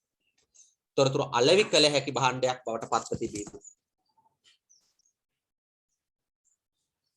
right. මම එහෙනම් ඔබත් එක්ක දැන් තොරතුරු සම්පාදනය සම්බන්ධයෙන් දීර්ඝ සහ පුළුල් කතිකාවක් ඇති කරගත්තා. තව ඔබට මොනවා හරි එකේ අහන්න දේවල් තියෙනවා නම් මගෙන් අහන්න බලන්න. ඔබට අපැහැදිලි තැනක් මොනවා හරි තියෙනවා නම් මගෙන් අහන්න බලන්න. අපුතේ ප්‍රශ්න හරි හම්බ වෙලා තියෙනවට ලියා ගන්න බැරි ඒවා හරි තියෙනවා නම් මගෙන් අහන්න. හරි. ඒ පැහැදිලි කිරීම ප්‍රමාණවත්ද දැන් ඔබේ දැනුමට?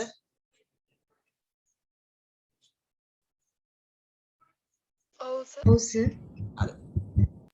එවනම් තොරතුරු සම්පාදනය පිළිබඳ මම සටහන ඔබට යොමු කරනවා. ඒ සටහන ලියා ගන්න. එතකොට ඒ ලියන්න යන කාලය ඔබට ඉතුරු කර ගන්නත් පුළුවන්. ඒක ගැටලුවක් වෙන්නේ නැහැ. බොහොම හොඳ වෙයි. හරි. එවනම් ඊළඟට අපිට එතන මාතෘකාව තියෙන්නේ. දෙවෙනි මාතෘකාවට අපි යනවා. ඒකේ තියෙන උපදේශ සම්පාදනය කියන එක තියෙන්නේ. උපදෙස් සම්පාදනය හෙවත් අධ්‍යාපනය. පුතේ මේක මම නැවතත් ආයේ මේ ඔබ වරන් යනවා මේ අර ප්‍රාථමික සමාජයට. මොකද මම එතන කතා කරන්න ඕනකම තියෙන්නේ. ප්‍රාථමික සමාජයට බර කරනවා. මේ ප්‍රාථමික සමාජයට බර කරනකොට දැන්නේ අපි මේ අධ්‍යාපනය කියන එක এডুকেෂන් කියන එක දැන්නේ මේ අපි දුවේ පුතේ අමුතු ක්‍රමයකට ගන්න. ඒ කියන්නේ පාසල් ගිහිල්ලා ඔන්ලයින් හරහා රවයින් මේවයින් ගන්න. සාම්ප්‍රදායික සමාජයක් තුල අධ්‍යාපනය කියන එක සාම්ප්‍රදායික සමාජයක් තුල අධ්‍යාපනය කියන එක අපි ගත්තේ කොහොමද? වැඩිහිටියෝ දෙන තොරතුරු මත. එහෙමත් නැත්නම් උපදෙස් මත. මෙහෙම කරන්න. මෙහෙම කරන්න. මෙහෙම හැසිරෙන්න. මෙහෙම ගමන් කරන්න. මෙතන මේ විදියට කරන්න. උදැල්ල අල්ලන්නේ මෙහෙම. ඉදල අල්ලන්නේ මෙහෙම. පොල් ගෙඩිය බිඳින්නේ මෙහෙම. අන්න උපදෙස් සහ අධ්‍යාපනය අන්න අර මේ sannivedana කාර්යයන් අතර ප්‍රාථමික සමාජයේ තිබිලා තියෙනවා. බීජයක් හිටවන්නේ මෙහෙම. වතුර ගස්වලට දාන්නේ මෙහෙම. පැල ආරක්ෂා කරගන්නේ මෙහෙම. ගත්ත පළදාව සංරක්ෂණය කරගන්නේ මෙහෙම. අන්න මේ සියල්ල උපදෙස් වල තිබිලා තියෙනවා. උපදෙස් සම්පාදනය. සතෙක් දඩයම් කරගත්තාම ඒ සතාව ආහාරය සඳහා ගන්න තාක්කල් වැඩිහිටියන් විසින් ඊළඟ ජෙනරේෂන් එකට පරම්පරාවට උපදෙස් දීලා තියෙනවා. එහෙනම් ඔබට පැහැදිලි sannivedanaye කාර්යයන් අතර මේ උපදෙස් සම්පාදනය හෙවත් ඒකේම කොටසක් වෙච්ච අධ්‍යාපනයට යම් තැනක් තිබිලා තියෙනවා ප්‍රාථමික සමාජය තුළ. ප්‍රාථමික මානව සමාජය තුළ ඒකට හෝල් එකක් සිදුරක් පිටක් තිබිලා තියෙනවා. ඒක ඔබට පැහැදිලි. මේ උපදෙස් සම්පාදනයේදී ප්‍රාථමික සමාජයක් තුළ අධ්‍යාපනයක් ලැබිලා තියෙනවා. දැනුමුතු බවක් ලැබිලා තියෙනවා. දැන් ගහ කපන හැටි වෙන්න පුළුවන්. ඊළඟට ගත්තාම ගහකට ආරක්ෂාව සපයන එකක් වෙන්න පුළුවන්. ඊළඟට ගත්තාම ගෘහයක් හදන එකක් වෙන්න පුළුවන්. ඊළඟට ගත්තාම ලෙඩකදී දුකකදී වෙන්න පුළුවන්. රෝගයක් පාලනය කර ගැනීමක් වෙන්න පුළුවන්. මෙන්න මේ වැඩිහිටියෙකුගෙන් ලැබිච්ච එහෙමත් අපි කතා කරන දැනුම්වත් භාවයක් තියෙන කෙනකින් ඊළඟ පරම්පරාවට ලැබෙන උපදේශයන් ගැන තමයි මෙතන මේ කතා කරේ. ඒක මානව සමාජයක් තුළ ප්‍රාථමිකව සිට මේ අද දක්වා සිද්ධ වෙනවා. අදටත් ඔබේ දෙමව්පියෝ ඔබට උපදෙස් දෙනවා, අධ්‍යාපනය දෙනවා, සමාජීය වශයෙන් දැනුම්වත් භාවයක් ලබා දෙනවා. ඒ එකක් හදා ගැනීම සම්බන්ධයෙන් වෙන්න පුළුවන්. කුස්සිය කළමනාකරණය කර ගැනීම සම්බන්ධයෙන් වෙන්න පුළුවන්. ආහාරයක් පිසීම සම්බන්ධයෙන් වෙන්න පුළුවන්. ඇඳුම් පැළඳුම් හොදන්න වෙන්න පුළුවන්. සබන් කෑල්ල පාවිච්චි කරන එක වෙන්න පුළුවන්. දත් බෙහෙත් එක පාවිච්චි කරන එක වෙන්න පුළුවන්. අන්න ඔය ඔතන තියෙන්නේ sannivedana යොදාගෙන උපදෙස් සෙවත්. ඒකේ අනිත් පැත්තට ගත්තා මේ සියලු උපදෙස් කියලා කියන්නේ education දැනුම. පොල් ටික මිරිකන එකේ ඉඳන් පොල් ටික ගා ගන්න එකේ ඉඳන් පොල් ගෙඩිය බින්දින එකේ ඉඳන් තියෙන්නේ උපදෙස් කියලා කියන්නේ දැනුම. ඔබට ඒ ටික තේරුණාද නැද්ද? තේරුණා සර්. තේරුණා සර්. ඒක අර ලඝු කරන්න එපා. ලඝු කරන්න එපයි කියලා කියන්නේ මේ පන්ති කාමරයක සටහන් දෙන ඉගෙනීම නෙමෙයි. අර අපි එකට ගන්නවා. ඒක තමයි මේ අපේ තියෙන ඉගෙනුම් සම්ප්‍රදාය. අපේ සමාජයේ තියෙන ඉගෙනුම් සම්ප්‍රදාය. මේ ගුරුවරයෙක් හැටියට මම ඔබට උගන්වන විෂයක්. හැබැයි ඔබ sannivedanaye කාර්යයක් හැටියට උපදෙස් සම්පාදනයේ හෙවත් අධ්‍යාපනයේ කියන ඔය අපි කතා කරන කියන්නේ මේ ජන සමාජයන් වලින් ගන්න දේ හරි ඉහළයි. ඒ ඉහළ භාවය සුළුපටු නෑ. හරි එතනදී ඔව් කියන්නේ දැන් ඔය සංස්කෘතික වශයෙන් තියෙන විවිධ චාරිත්‍ර වාරිත්‍ර වගේ දේවල් මේ ඇති වෙලා ඒවා සම්ප්‍රේෂණය වෙලා එහෙම යන්නේ උපදෙස් සම්පාදනයේ හින්දාද තොරතුරු සම්පාදනයේ හින්දාද? උපදෙස් සම්පාදනය. තොරතුරු කියන එකට වඩා එතන දැන් ইনফরমේෂන් කියන එක ක්‍රියේට් අර අපි කියන්නේ ජෙනරේට් වෙන එක. දැන් අරවා දැන් කී දැන් අපි උපදෙස් සම්පාදනය කියලා කියන්නේ දැන් උදාහරණයක් ඇටියට කිව්වොත් එහෙම සරලව ගත්තොත් එහෙම පන්සලට දාන්නේ දෙනකොට මෙහෙම කරන්න ඕනේ. ඒක තොරතුරු සම්පාදනයකට වඩා එතන තියෙන උපදෙස් සම්පාදනය. ඒගොල්ල අත්විඳපු දෙයක් ඊළඟ ජෙනරේෂන් එකට දෙනවා. අවුරුද්දට කැවිලි හදනකොට අපි මේ චාරිත්‍ර අනුගමනය කරන්න ඕනේ. පැහැදිලිද මම කියන කාරණේ? එතන නෑ අතන පාලම කැඩිලා එතනින් කරත්ත ටික දක්වා යන්න බෑ කියන තොරතුර නෙමෙයි තියෙන්නේ එතන. ඔයාලට තේරෙනවද මං කියන කාරණේ? හරි සර් හරි හරි. තේරුන්නේ නැද්ද දරුවෝ? හරි සර්. එතන අර තොරතුරු කියන්නේ වෙන එකක්. උපදේශ කියලා කියන්නේ වෙන එකක්. උපදේශ කියලා කියන්නේ තව කෙනෙක්ට ආදර්ශයක් ගන්න, හැදෙන්න කියන එක. දැන් උපදේශ වල තියෙනවා කණ්ඩ ඉස්සලා අත හොදන්න. දැන් ඒතකොට ඇයි කණ්ඩ ඉස්සලා අත හොදන්න ඕනේ? විස බීජ ඇඟ ඇතුළට යනවා. ලෙඩ වෙනවා. ඒ නිසා තමයි අපි අත පිරිසුදු කරගන්නේ. වැසිකිළිය පාවිච්චි කරන්නේ මෙහෙම. උපදේශ සම්පාදනය. ඒක හරහා වක්‍රාකාර අධ්‍යාපනයක් ලබා දීලා තියෙනවා. වක්‍රාකාරව කියලා කියන්නේ ඇත්තටම এডুকেෂන් කියන එක ලැබිලා තියෙනවා. දැන් එතකොටනේ ඒ අම්මා ඔබත් එක්ක මේ අවුරුදු 17ක් පස්සෙන් හිටපු නිසා තමයි ඔබ ඔය තත්ත්වයේ අද ඉන්නේ. ඒ අම්මා දුන්න sannivedanayen දුන්න උපදෙස් තමයි ඔබ quality person කෙනෙක් වෙලා තියෙනවා.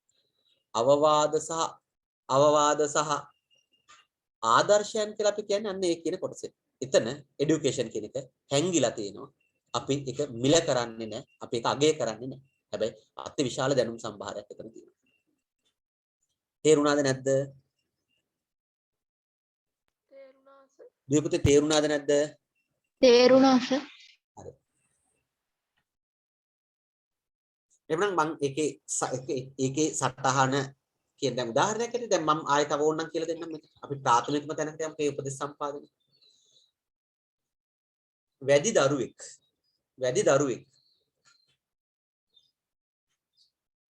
වැඩිහිටියෝ එක්ක දඩේමේ ගිහිල්ලා මම කියන්නේ පිරිමි වැඩි දරුවෙක් වැඩිහිටියොත් එක්ක දඩේමේ ගිහිල්ලා උගේ සයිස් එකට ගැලපෙන දුන්නක් හදලා දුන්නාට පස්සේ ඒ දුන්නත් අරන් ගිහිල්ලා අර වැඩිහිටියෝගේ පස්සේ වැටිලා ගිහිල්ලා වැඩිහිටියෝ දෙන උපදෙස් අනුව දුන්න අල්ලන ක්‍රමේ මානන ක්‍රමේ ඊළඟට දුනු දිය අදින ප්‍රමාණය දුනු දිය කියලා කියන අර ලණු අදින ප්‍රමාණය ඊතලෙට මායනුම ගන්න ආකාරය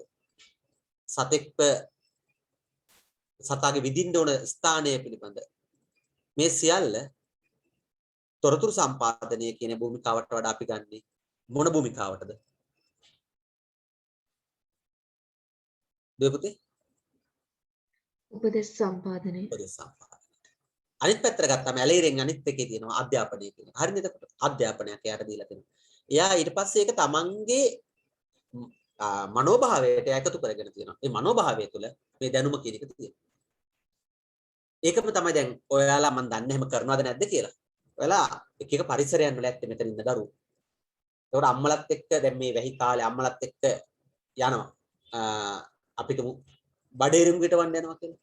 මිරිස් පැල හිටවන්න යනවා කියලා. එතකොට කියනවා පැල අතර මේ තරම් පරතරයක් තියෙනවා. වලවල් දෙකක් අතර මේ වගේ පරතරයක් තියෙනවා. පේලිය මෙහෙම වෙන්න ඕනේ. දැන් මේ මොනවද අම්මලා දෙන්නේ? උපදේශ සම්පාදනය නෙමෙයිද? උපදේශ සම්පාදනය සර්. උපදේශ සම්පාදනය සර්. ඒ උපදේශ දුන්නාට පස්සේ ඔබ කියනවා. එතකොට සමහරට ඔයාලා ඕනෙන් මොකක් හරි වෙහි කාලේ දැන් හම්බෙච්ච පොල් පැලයක් උපන් දිනේට හිටවනවා. රයිට් මම මේක මෙතන හිටවනවා කියලා. සමහරට මල් පාත්තිය ගෙනලා පොල් පැලේ හිටවනවා. දැන් පොඩි කාලේ එහෙම වෙනවනේ නැත්තේ නැහැනේ.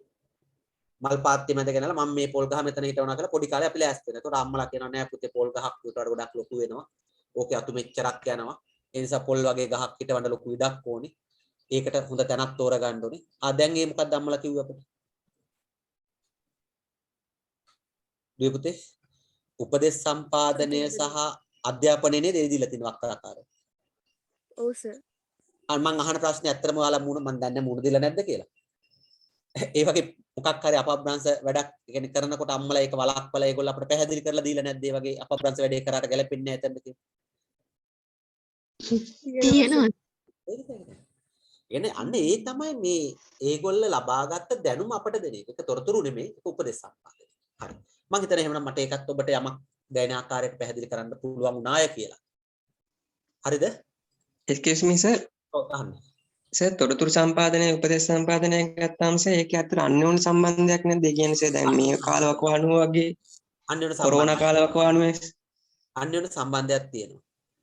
එතකොට මම නැවතත් ඒක හොඳයි අහන එක. ඒ අන්‍යෝන්‍ය සම්බන්ධයේදී තොරතුරු කියන එක අපට දැන් ගත්තාම උදාහරණයක් හැටියට ගත්තාම මෙහෙම කල්පනා කරන තොරතුරක් කියලා කියන්නේ කියන දැන් අපි ගත්තොත් එimhe අහවල් පාසලේ කොරෝනා හැදිච්ච කට්ටිය මේ ප්‍රමාණයක් මේ වෙනකොට අඳුනගෙන තියෙනවා. එතන තියෙන තොරතුරු සම්පාදනය. ඒකේ පැහැදිලිම තොරතුරක් තියෙන මේ පාසලේ කොවිඩ් මෙච්චර පර්සන් ගානක් ඉන්නවා. ඒක තොරතුරු සම්පාදනය. එතකොට උපදේශ සම්පාදනයේ දර කොරෝනා දැන් මේ දරුවා අහපු ප්‍රශ්නේ තමයි හරි වැදගත් ප්‍රශ්නයක් අහන්නේ. කොවිඩ් වලින් ආරක්ෂා වෙන්න අත් සෝදන්න ඕන සබන් දාලා මෙච්චර වෙලාවක් හොදන්න ඕන. තත්පර 10ක්වත් හොදන්න. තත්පර 30ක්වත් හොදන්න. විස බීජ හරන දියර වලින් පිරිසුදු කරගන්න ඕන. මුහුණු ආවරණයක් පළඳින්න ඕන, දෙකක් පළඳින්න ඕන. දුර ප්‍රමාණය තියාගෙන කතා කරන්න. හරි. අන්න එතන තියෙන්නේ උපදේශ සම්පාදනයක්. එතකොට මේ උපදේශ ඇතුලේ තියෙන තොරතුරු තමයි. ඒ තොරතුරක් අපිට දෙනවා. හැබැයි අපිට හැදෙන්න දෙන උපදේශ ටිකක් එතන තියෙනවා. ඒක තමයි අපි කියන්නේ උපදේශ සම්පාදනය කියලා එතන. ඒතර ඉන්ෆර්මේෂන් වල තියෙන කාරණේ තමයි අර ෆික්ස් අපිට රේට් එකක් දෙන. උදාහරණයකට මෙච්චර ප්‍රමාණයක් ඒ පාසලේ කොවිඩ් හැදිලා ඉන්නවා. මේ වගේ ප්‍රමාණයක් රෝගීන් රෝහල තුල ඉන්නවා. එතන තියෙන තොරතුරක්. අන්‍යෝන්‍ය සම්බන්ධයක් නැත්තේ නෑ තියෙනවා. ඒ අන්‍යෝන්‍ය සම්බන්ධතාවය තුළ අපිට තොරතුර වෙන් කරගන්න පුළුවන්, උපදේශය වෙන් කරගන්න පුළුවන්. උපදේශනය කියන භූමිකාවම නිකන් කල්පනා කරන්න. හරිද පුතේ, පැහැදිලි වුණාද මන්දා? හරි සර් thank you. හරි. අහන්න ප්‍රශ්න අහන්න ඕනේ. ප්‍රශ්න වලින් තමයි අපි ගොඩ යන්නේ. ඒ කියන්නේ අපිට ඒක තමයි අපේ ක්‍රියේටිව් තින්කින් වලට එන්න පුළුවන්. තවත් ඕන තරම් ප්‍රශ්න අහන්න අපි කතා කරමු. තේරෙන විදිහට කතා කරමු. හරි. ඔබ අහන්න කිසි දෙයකට බය වෙන්න බෑ. අහන්න පුළුවන් ඔබට ප්‍රශ්න.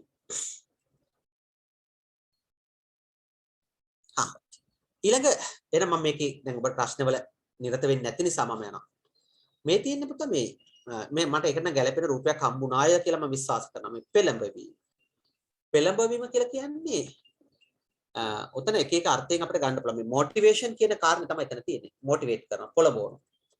ඉතින් පෙළඹවීම කියන එක සංනිවේදන කාර්යයක්. සංනිවේදන කාර්යයක්. දැන් ඔබේ අම්මා තාත්තා ඔබ පොළඹවනවා. පාඩම් කරන්න පොළඹවනවා. මම කියන කාරණා චුට්ටු චුට්ටු අහගමු. පාඩම් කරන්න පොළඹවනවා. ඊළඟට ගත්තාම දියුණු වෙන්න පොළඹවනවා. යහපත් පුරවැසියෙක් වෙන්න පොළඹවනවා. පෙළඹවීම කියන එක ඉෂ්ට සහ අනිෂ්ට විදිහට ගන්න පුළුවන් සමාජයක. සංනිවේදනය හරහා පොළඹවීම ඉෂ්ට සහ අනිෂ්ට. ඉෂ්ට කියලා කියන්නේ යහපත්, අනිෂ්ට කියලා කියන්නේ අයහපත්.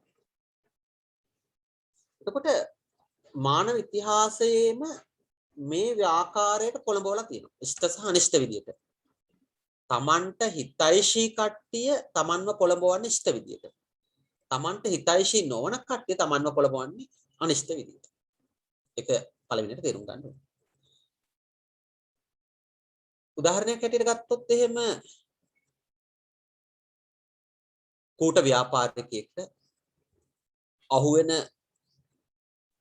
අපේ කූට ව්‍යාපාරිකයෙක් කියන කූට ව්‍යාපාරිකයෙක්ට අහුවෙන වෙළඳ ප්‍රවර්ධකවරු.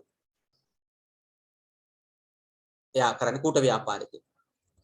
අපි හිතමු තේකොළ බිස්නස් එකක් කරනවා කියලා. ඒ කූට ව්‍යාපාරික තේකොළ වල ගුණාත්මක භාවය අඩු කරලා වෙනත් මොනවා හරි කලවම් කරලා ගුණාත්මක භාවයෙන් තොර දේවල් තමන්ගේ වෙළඳ ප්‍රවර්ධකවරු හරහා විකුණන්න උත්සාහ කරනවා. එතකොට ඒ කූට ව්‍යාපාරික සම්පූර්ණයෙන්ම අර ප්‍රවර්ධකවරුව පොළඹවන්නේ වැරදි විදියට. පොළඹවනවා මේක මෙච්චරක් හොඳයි, මෙච්චරක් ගුණාත්මකයි, මෙහෙමයි මේක බය නැතුව විකුණන්න මෙහෙමයි. අපිට පැහැදිලිද මම මේ කියන කාරණේ එතන පෙළඹවීම කියන එක? තේරුණාද නැද්ද? එතකොට ඒ පෙළඹවීම තුල තියෙන යහපත් ආකාරයක පෙළඹවීමක් නෙමෙයි. එතකොට යහපත් ආකාරයක පෙළඹවීමක්. දැන් අම්මා තාත්තා කියනවා මේ වැරද්ද කරන්න එපා. මේ වැඩේ කරන්න එපා. මෙහෙම ඉන්න. මේ විදිහට පාඩම් කරන්න. මේ විදිහට අඳින්න පළඳින්න. නරක යාළුවෝ ආශ්‍රය කරන්න එපා. ෆෝන් එකත් එක්ක ගනුදෙනු කරනකොට මෙහෙම ගන්න. අන්න ඒගොල්ල පොළඹවන යහපත් ආකාරය. එතකොට ඔබට හිතයිෂී විදිහට තමයි ඒගොල්ල පොළඹවන්නේ. මේ පෙළඹවීම කියන එක කරන්න පුළුවන්. ඕනෑම කෙනෙක්ගේ ඇටිටියුඩ්ස් වෙනස් කරන්න පුළුවන් කමියුනිකේෂන් වලට. ආකල්ප වෙනස් කරන්න පුළුවන්. එහෙම බැහැයි කියලා කොතනකවත් නෑ. ඔබේ වයසේ තරුණ නව යෞවන වී තරුණ තරුණියන් LTT නායක ප්‍රභාකරන් විසින්ම එක්කන් ගිහිල්ලා එක්කන් ගිහිල්ලා චිත්‍රපටි පෙන්නලා ප්‍රචණ්ඩත්වයේ පෙන්නලා අර මහාචාර්ය විල්බර්ස්ට්‍රාම් කියනවා වගේ ප්‍රචණ්ඩකාරී දර්ශන යාලට දාන්න දෙනවා. බෝම්බයක් සෙට් කරලා ඒක පුපුරවල යන ආකාරය පෙන්නලා. වාහනයකට බෝම්බයක් දෙන එක පිපිරෙන ආකාරය පෙන්නලා. කෙනෙක්ව අත්අඩංගුවට අරගෙන ඇවිල්ලා දඬුවම් දෙන ආකාරය පෙන්නලා. හරි? පෙන්නලා. ඔයාලට මම කියන වචන තේරෙනවද? ඔව් සර්. තරුණ ඔයාලගේ වයසේ කෙනෙක්ව මරාගෙන මැරෙන බෝම්බකරුවෙක් බවට පත් කිරීමේ හැකියාව තියෙනවා. තිබුණාද නැද්ද? තිබුණා සර්. දැන් අන්න බලන්න පෙළඹවීම කියන්නේ මොටිවේට් කියන එක අපට කරන්න පුළුවන්. මුත්‍ති මේ පෙළඹවීමේ දේවල් ඕන තරම් තියෙනවා. දැන් නිකන් අපි කල්පනා කරමුකෝ පෙළඹවීම හොඳටම කරන්න පුළුවන් sannivedana වර්ගීකරණය මොකක්ද? මම උගන්වලා තියෙනවා. පෙළඹවීම හොඳටම කරන්න පුළුවන් sannivedana වර්ගීකරණය. අන්තර් පුද්ගල හරියටම කියන්නේ හරි? පුද්ගලාන්තර සංවේදනය. ඔව් පුද්ගලාන්තර sannivedana. පෙළඹවීම හොඳටම කරන්න පුළුවන්. අපි කතාව කියන්නේ එහෙම හොඳටම කරන්න පුළුවන් කියලා. හරි? මට තප්පරයක් දෙනවද දරුවෝ? මට විනාඩියක් දෙනවා චූට්ටක්. ඒ කියන්නේ වෙන මොකටවත් නෙමෙයි. මේ වතුර එකක් අරගෙන එනකල් ඔහොම ඉන්නකො. විනාඩියක් ඉන්න.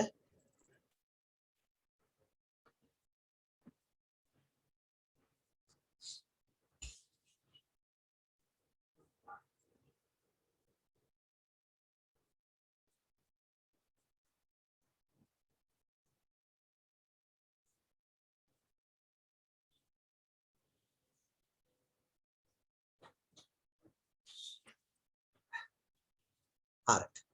හරි. එතකොට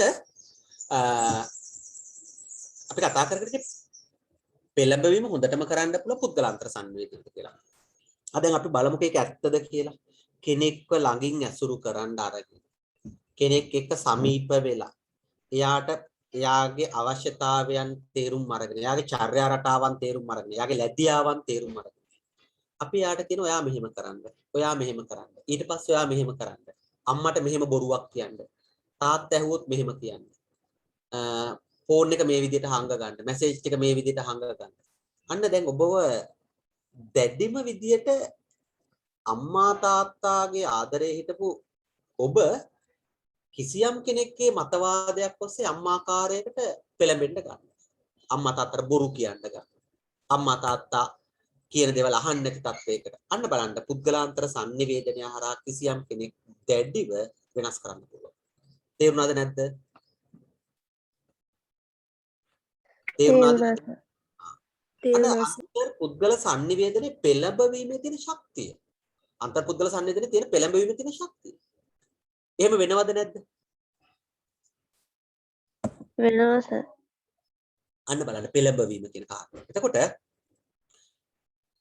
මේ පෙළඹවීමේදී කරන්නේ ඇටිටියුඩ්ස් තමයි චේන්ජ් කරන්නේ. ආකල්ප තමයි වෙනස් කරන්නේ. දැවැන්ත වෙනස් කරන ආකල්ප. හිතන පතන ආකාරය වෙනස් කරනවා.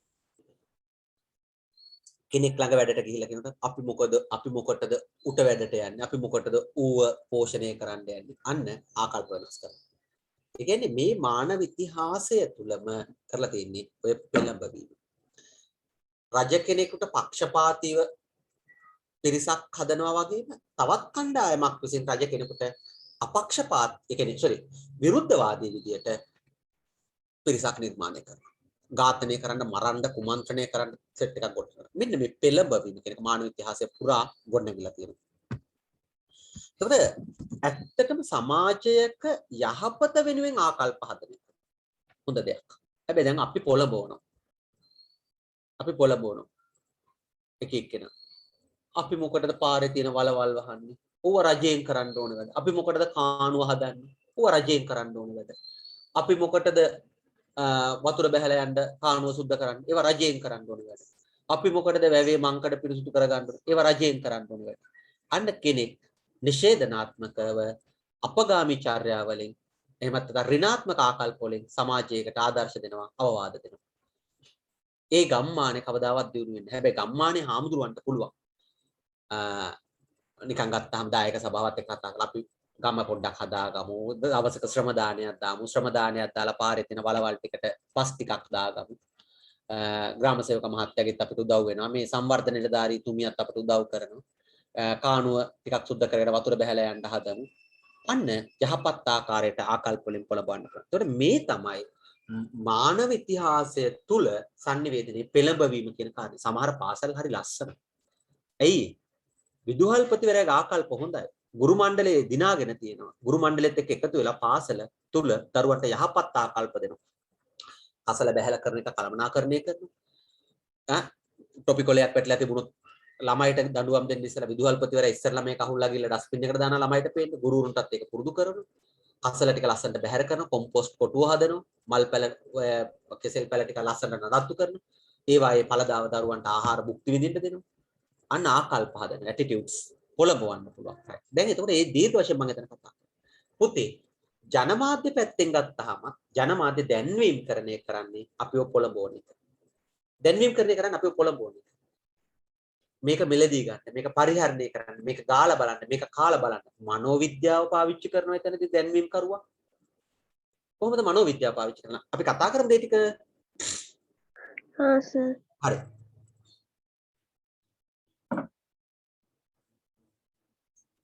අපෙන් අහනවා මනෝවිද්‍යාව පාවිච්චි කරනවා. ඔබට ඉස්සර ප්‍රශ්නයක්ද? ඔබේ ඉස්සර නිසා ඔබට තදපාට ඇඳුමක් ඇඳගෙන ගමනක් යන්න බැරිද?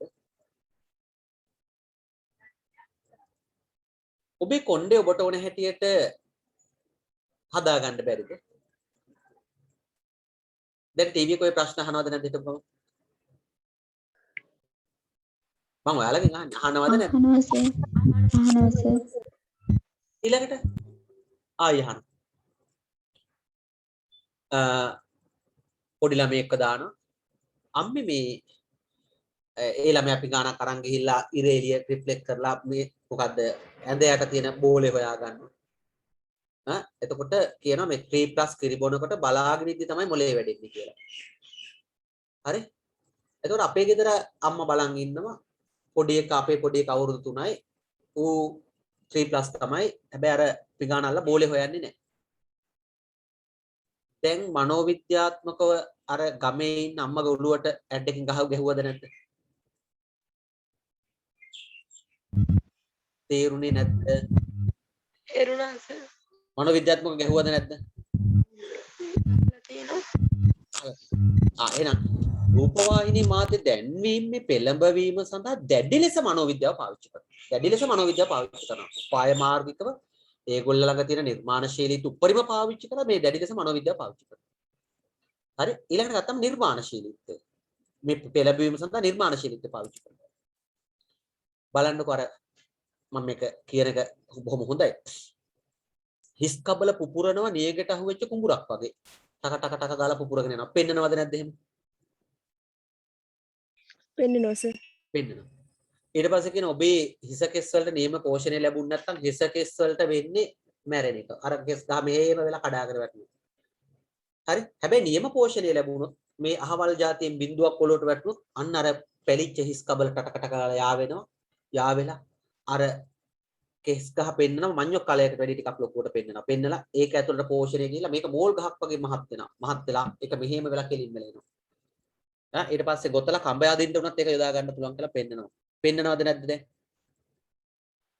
පෙන්නනවා සර්. එහෙනම් මනෝවිද්‍යාව පළවෙනියට පාවිච්චි කරා පොළඹවන්න දෙක ටෙක්නොලොජි කියන එක පාවිච්චි කරා.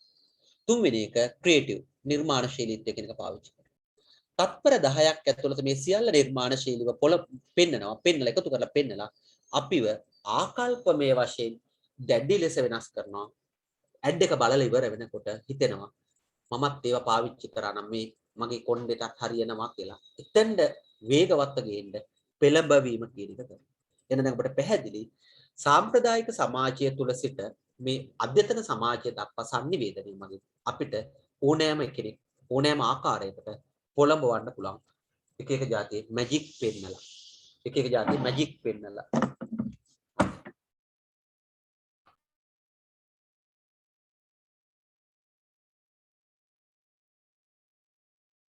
ඔබට පැහැදිලිද දරුවනේ? තව මොන හරි එතන ප්‍රශ්න තියෙනවා නම් අහමු අපි කතා කරමු. අර ඉස්සෙල්ලා වගේ හරි හොඳයි. ඔයාලා කතා කරනවා නම්.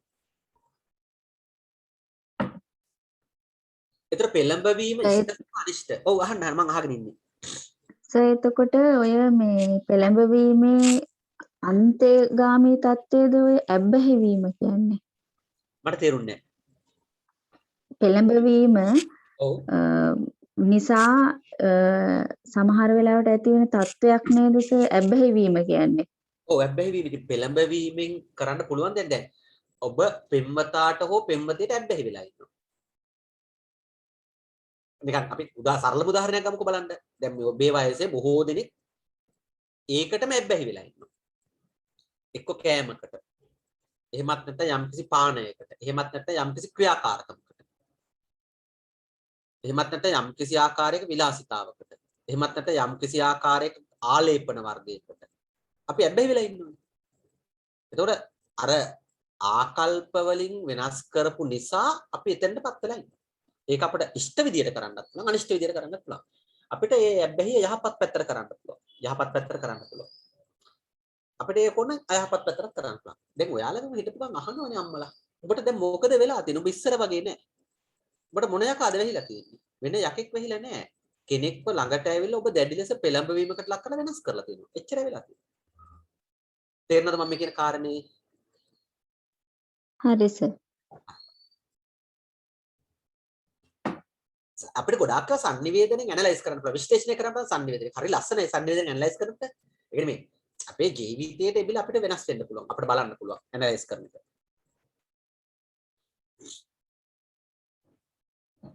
තේරුණාද නැද්ද?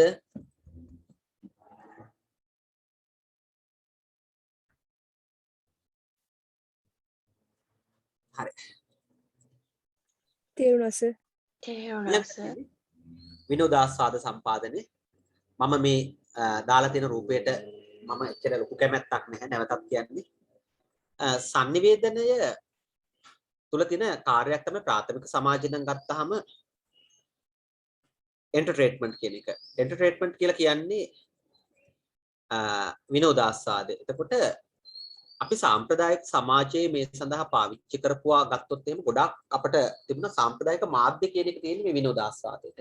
උදාහරණයක් හැටියට ගත්තාම දුවේ පුතේ ජන කවිය, ජන කතාව, ප්‍රස්තාව පිරුල, තේරවිල්ල ඊළඟට ගත්තාම ජන ක්‍රීඩා මේ සියල්ල තුල තිබුණේ මේ එන්ටර්ටේන්මන්ට් කියන එක. එතකොට ජනමාධ්‍යෙන් දැන් අපි චූටි කාලේ කාටුන් බලලා, ටෙලි නාට්‍ය බලලා, චිත්‍රපටයක් බලලා, ගීතයක් අහලා විනෝදාස්වාදේ වුණාට ජනමාධ්‍ය නැති කාලේ අපි ඒවයින් නෙමෙයි. අර ඊට එහා ගිය ඔබෙන් ගියුනේ.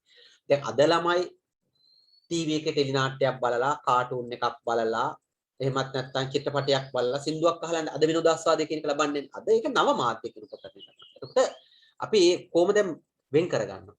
මේ විනෝදාස්වාදය කියන එක සංනිවේදනය හරහා ලබා දිය යුතු කාර්යයක් හැටියට මානව ඉතිහාසය වල පිළිගන්නවා. පුතේ විනෝදාස්වාදයේ දැන් අපි විනෝදාස්වාදයේ නෙමෙයි ගන්න ඕනේ. අපි බලන්න ඕනේ ඇයි අපිට විනෝදාස්වාදයේ සංනිවේදනයෙන් ලබා ගන්න අවස්ථා ඇති කලේ. පුතේ පළවෙනි කාරණේ අපි මම සහ ඔබ ඕනෑම කාර්යයක නිරත වෙනකොට හෙම්බත් වෙනවා. තේරෙන වචනේ තමයි ඒක. එහෙමත් නැත්නම් අපි අනිත් පැත්තට ගත්තොත් එහෙම අපිට ඒක එපා වෙනවා. මම ඔබට පැය 4ක් එක දිගට Zoom ක්ලාස් කරොත් ඔබ ආසයිද? මම ඔබෙන් අහන්නේ. පැය 4ක් අපි එක දිගට Zoom පන්තියක් කරමු කිව්වොත් අපිට පැය 4ක් එක දිගට ඉන්න පුළුවන් මේ ආසාවෙන්. පටන් ගත්ත ගැන්නේ. බෑ සර්. ටිකක් අමාරුයි. පැය එකමාරක් දෙකක් යනකොට අපි ටිකක් අර ඩවුන් වෙන්න ගන්නවා. ඈනුම් අරින්න ගන්නවා. ඉන්න බෑ. දැන් ඔබට පැහැදිලිද මම මේ කියන කාරණේ? අපි එකෙන් ඉවත් වෙනවා. හොඳට අහගෙන ඉන්න.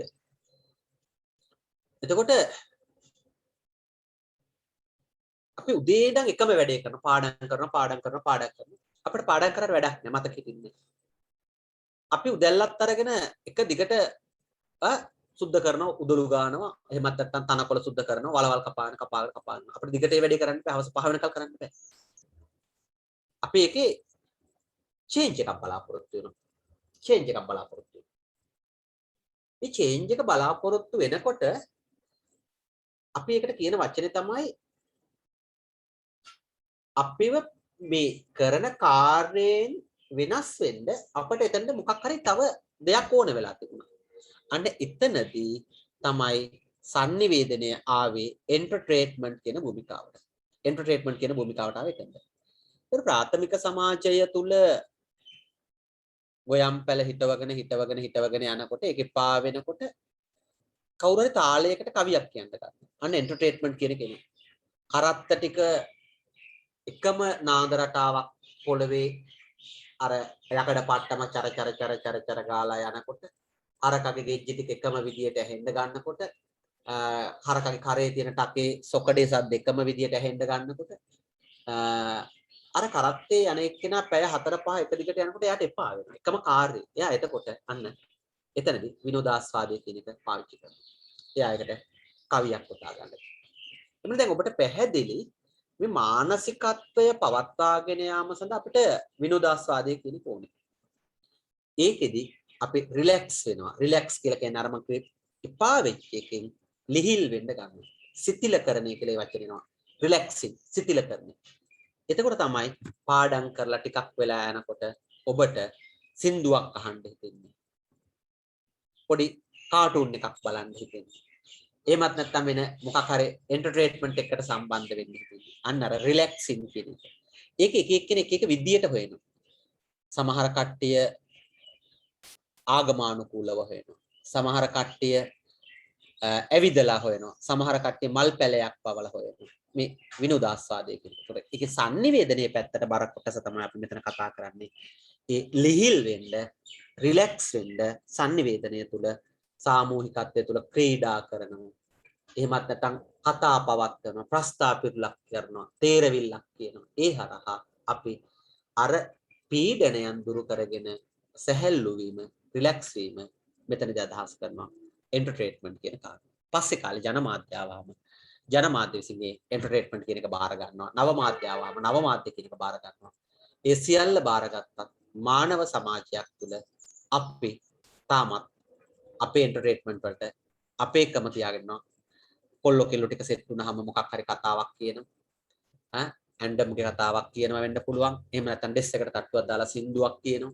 ඊළඟ ගත්තාම මොනවා හරි ක්‍රියාකාරකම නිරත වෙනවා. ඉස්කෝලේ ගියාම එක්ක පොඩි පන්ති කාමරේ මේසෙ උඩ කරන්න පුළුවන් ගේම් එකක් ප්ලේ කරනවා. ඒ කියන්නේ පෑන් දෙක හරියකට සට්ටි ගහලා එන්ටර්ටේන්මන්ට් කියන එක ලබනවා. ක්‍රීඩා කරන්න ගන්නවා. මේ කියන sannivedanaya හරහා විවිධ විනෝදාස්වාද සම්පාදන කාර්යයන් සමාජයට එකතු වෙලා තියෙනවා. ඔබට පැහැදිලිද කියපු කාරණේ? ඔව්. ඒකේ මොන හරි ප්‍රශ්න අහන්න තියෙනවා අපි අහමු බලන්න.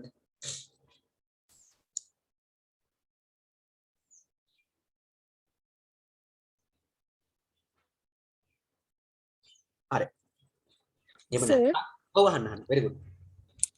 උපදේශ කියන්නේ විනෝදාස්වාදනයේ ලබා දෙන ගමම අධ්‍යාපනික උපදෙස් දෙන්න පුළුවන් නේද? අනිවාර්යෙන්ම ඒ ප්‍රාථමික සමාජයේ තිබිච්ච බොහෝ දේවල් වල විනෝදාස්වාදය ඇතුලේ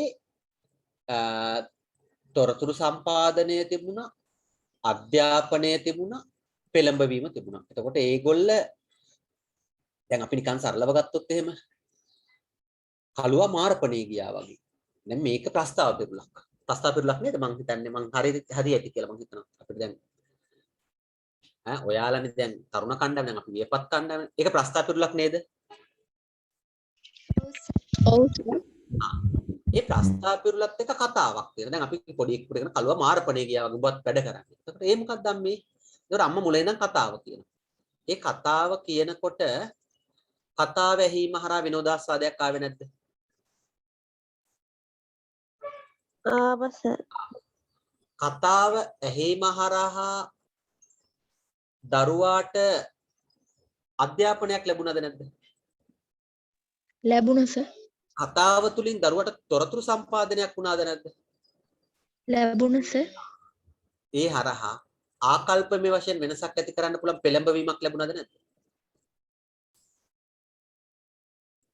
ලැබුණා සර්. අන්න අර ඉස්සර එක පුතෙක් කතා කරා වගේ අර කොවිඩ් ප්‍රශ්නයක් ගැන අහලා මේවා අතර අන්‍යෝන්‍ය සම්බන්ධයක් තියෙනවද කියලා අහුවාම ඇත්තටම අන්‍යෝන්‍ය සම්බන්ධයක් තියෙනවා. හැම එකකම අන්‍යෝන්‍ය සම්බන්ධයක් තියෙනවා. ඉස්සර වෙද මහත්තයෙක් වෙදකමට අදාළව බෙහෙත් වට්ටෝරුව කවියෙන් කියනකොට ඒ කවිය තුල නිර්මාණාත්මක බව, විනෝදාස්වාද භාවය, අධ්‍යාපනය, තොරතුරු සම්පාදනය යන ආදී සියල්ල තියෙනවා. ඒක මේ sannivedanaye කියන එක ලක්ෂණ. ඕනෑම එකක මේ සියල්ල එකට ඒකාබද්ධ වෙලා තියෙනවා. ටෙලි නාට්‍යයක් බලනකොට විනෝදාස්වාදයේ තුල අධ්‍යාපනය, පෙළඹවීම, ඊළඟට ගත්තාම තොරතුරු සම්පාදනය මේ සියල්ල තියෙනවා. හැබැයි හොඳ ටෙලි නාට්‍යවල විතරයි. අර ගස් වටේ මල් පඳුරු වටේ උදේ ඉඳන් හවස වෙනකොට කැරකෙන ටෙලි නාට්‍යවල ඒවා නැහැ. වැසිකිළියට බාල්දිය අරගෙන යන කොට දර්ශනය පටන් අර ගන්නවා. මෙගා නාට්‍ය ඉවර වෙන්නේ වැසිකිළියෙන් එන එක තමයි ඉවර වෙන්නේ. එකම තැන තමයි ඒවයි නෑ. මම මේ කියන කාරණා. මං කියන ගුණාත්මක ටෙලි නාට්‍යවල මේ අධ්‍යාපනයේ විනෝදාස්වාදය, තොරතුරු සම්පාදනය ඉතාමත් හොඳට තියෙනවා. එන්න දැන් මම හිතනවා ඔබට එතනදී යමක් තේරුම් ගන්න පුළුවන් වෙන්න ඇති කියලා. තවත් ප්‍රශ්න තියෙනවද දරුවනේ අහන්න? කතා කරන්න. පුතේ කතා කරන්න. හරි. එහෙනම් ඔය අපි කතා කරේ මම ඔයාලට පැහැදිලිවම කිව්වා මේ සාම්ප්‍රදායික සමාජයට අපි බර කරලා තමයි ඒක කතා කරන්න ඕනේ කියලා. දැන් ජනමාධ්‍ය බිහිවීමත් සමග දැන් ජනමාධ්‍ය බිහිවීම ගැන මම මේ ලියනවනේ. මේ ලෝක ඉතිහාසයේ නෙමෙයි මේ ලංකා ඉතිහාසය තුල. දැන් මේකේ ඔයාලගේ හැම වෙලාවම ඔයාලා ගොළුව වැඩ කරන්න ඕනේ වෙනම විදියකට ඈ. ලෝක ඉතිහාසය තුල මේවට යන කාලය ගන්න 1400. ආසන්න වශයෙන් 1895 1927 ලෝක ඉතිහාසය තුළ ජනමාධ්‍ය පිළිබඳ ලංකාවට ආපු ජනමාධ්‍ය කාලවකවානුව. ඒක ඔළුවේ වැඩ කරන්න. හැම වෙලාවෙම ටිකක් ටික වැඩ කරන්න. මේ වැඩ කරනකොට හරි? මේ වැඩ කරනකොට දැන් මේ අපි මේ කතා කරන්නේ ජනමාධ්‍ය බිහිවීමත් සමග ජනමාධ්‍ය දැන් සමාජයට ඇවිල්ලා ජනතාවගේ පරිහරණයට ආව කතාව දාන්න ඇවිල්ලා සංනිවේදන ක්‍රියාවලිය තවත් පුළුල් වෙන්න ගන්නවා. සංනිවේදන ක්‍රියාවලිය තවත් විකසිත වෙන්න ගන්නවා. ප්‍රසාදයටපත් වෙන්න ගන්නවා. විශාල පිරිසකට එකවර තොරතුරු දුන්නා. සංනිවේදනය කිරීමට මේ නිසා හැකි වුණා. පහත දැක්වෙන්නේ ඉහත දැක් වූ කාර්යයන්ට අමතරව අර තොරතුරු සම්පාදනය, අධ්‍යාපනය, විනෝදාස්වාද පෙළඹවීම කියන කාර්යයන්ට අමතරව ජනසන්නිවේදනයේට විශේෂ වෙච්ච කාර්ය. ජනමාධ්‍ය එනකොට ඇහුවා ජනමාධ්‍ය කාර්යභාරය මොකක්ද? ජනමාධ්‍ය කරන්නේ මොකක්ද?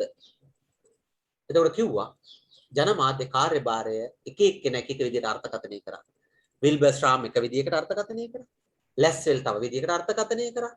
මිනි වොයිස් ඔෆ් වන් වර්ල්ඩ් කියන කෘතිය තව විදිහකට අර්ථකථනය කරා. මෙන්න මේ ආකාරයට ජනමාධ්‍ය කාර්යභාරය මේවා කියලා ඒ අය ප්‍රකාශ කරන්න ගත්තා. එහෙමනම් මේව කරුණු වැඩි දුරට විග්‍රහ කරන හතරවන පාඩමේ ජනමාධ්‍ය පිළිබඳ විග්‍රහ වන අවස්ථාවේ මේවා විස්තර කරනවා. නමුත් මෙතනදී ඔබට දැනගන්න දෙනවා. මෙතන තියෙන්නේ ජනමාධ්‍ය කාර්යභාරය පුතේ ජනමාධ්‍ය බිහිවීමෙන් පස්සේ යුනෙස්කෝ සංවිධානය විසින් ප්‍රකාශයට පත් කරා මෙනි වොයිස් වන් වර්ල්ඩ් කියලා කෘතියක්. ඒකේ ජනමාධ්‍යට අදාළ කාර්යයන් හතරක් තියෙනවා කියලා කිව්වා. සුපරීක්ෂණය. සුපරීක්ෂණය කියන එකේදී හැම වෙලාවෙම ඔලුවට ගන්න ඕනේ. බංකරයක් උඩ ඉන්න සොල්දාදුවෙක් ඒ යුද හමුදා කඳවුරට අනතුරක් වෙයි කියලා සුපරීක්ෂාවෙන් ඉන්නවා වගේ.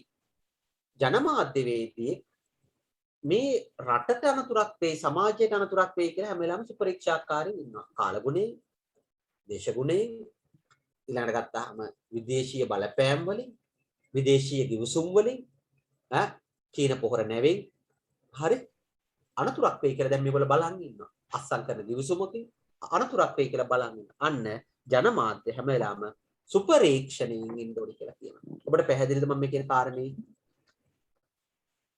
තේරුන්නේ නැද්ද දරුවනේ? තේරුණා. එතකොට රටකට හිතැති ජනමාධ්‍යයක් නම් ඒ තියෙන්නේ රටකට හිතැති ජනමාධ්‍ය හැම වෙලාවෙම සුපරීක්ෂාකාරී වෙන්නේ අනතුර කොතනද තියෙන්නේ කියලා හොයලා බලන්න. එන්න දැන් ඔබට පැහැදිලි මම මේ කියන භූමිකාව. හරි. දෙක ජනමාධ්‍ය තුළ තියෙන තව එකක් තමයි අර්ථකථනය කරන්න ඕනේ. ඒ අර්ථකථනය කියලා කියන්නේ පැහැදිලි කරන එක, තේරුම් කරන එක. පැහැදිලි කරන එක, තේරුම් කරන එක. දැන් මේ ගුරුවරයා ඔබට පාඩමක් පැහැදිලි කරනවා වගේ.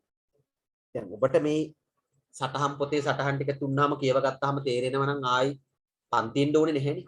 ඒක තේරෙන්නේ නැති වුනහම තමයි අපි මේක තේරුම් ගන්න යන්නේ.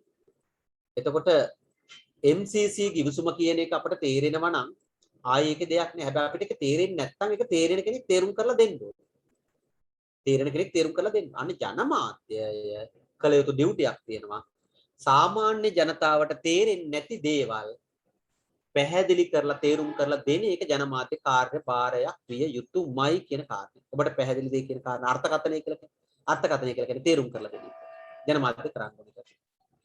right. පැහැදිලි නේද? ඔව් සර්. ඒක දැන් අර ඊයේ ඔබට මම උත්තර පත්‍රේ එව්වා. හම්බුණාද උත්තර පත්‍රේ? හම්බුණා සර්. ඒක දැන් මට හොඳයි ඊයේ දරුවෙක් කවුරු හරි දාලා තිබුණා ඒකේ මේක ඔව් එක ප්‍රශ්නයක මම ඉන්න බලන පේපර් එක ඇති චූට්ටක් තප්පරයක් අපි ඒකට අවධානය යොමු කරමු ඉන්න බලන්න පේපර් එක තියෙනවද ඔව් පේපර් එක තියෙනවා ඒකේ මේ පොඩි ඉන්න මම පේපර් එක වලට ඩිස්ප්ලේ කරවන්නම් එතකොට ඔයාලට හොඳයිනේ අපි චූට්ටක් ඒකටත් අවධානය යොමු කරමු නැත්තම් මේ ඔයාලා කල්පනා කරයි වැඩ පොත කියලා එකක් ගෙදරට එවනම් සර් ඒක දිහා හැරිලවත් බලන්නේ නැහැ කියලා මගේ එහෙම දෙයක් නෑ මම අනිවාර්යෙන් වැඩ පොතට තමයි ප්‍රමුඛතාවය දෙන්නේ වැඩ පොත උත්තර ටික ප්‍රමාද වෙලා දෙන්නේ ඔබට ඒක කරන්න කාලය ලබා දීම තමයි එතන කරන්නේ. ඒකයි මොකද දැන් පළවෙනිම දවස්වල වැඩපොත් ගන්න කට්ටියන සමහර දරුවෝ ටිකක් ප්‍රමාද වෙලා වැඩපොත අතට ගන්නවානේ. එතකොට ඒ පළවෙනි දවස්වලම කරපු කට්ටියට උත්තර දුන්නොත් එහෙම ඊළඟට වෙන්නේ අර ප්‍රමාද වෙලා වැඩපොත අතට ගන්න කට්ටියට උත්තර බලා ගන්න පුළුවන්. ඒගොල්ලන්ට කරන්න හිතෙන්නේ නැති වෙන්න පුළුවන්. ඒකට විකල්පයක් හැටියට තමයි ඒක යම් ආකාරයක ටිකක් ප්‍රමාද කරලා උත්තර ටික ලස්සනට දෙන්නේ. හරි. ඉන්න බලන්න අපි මේ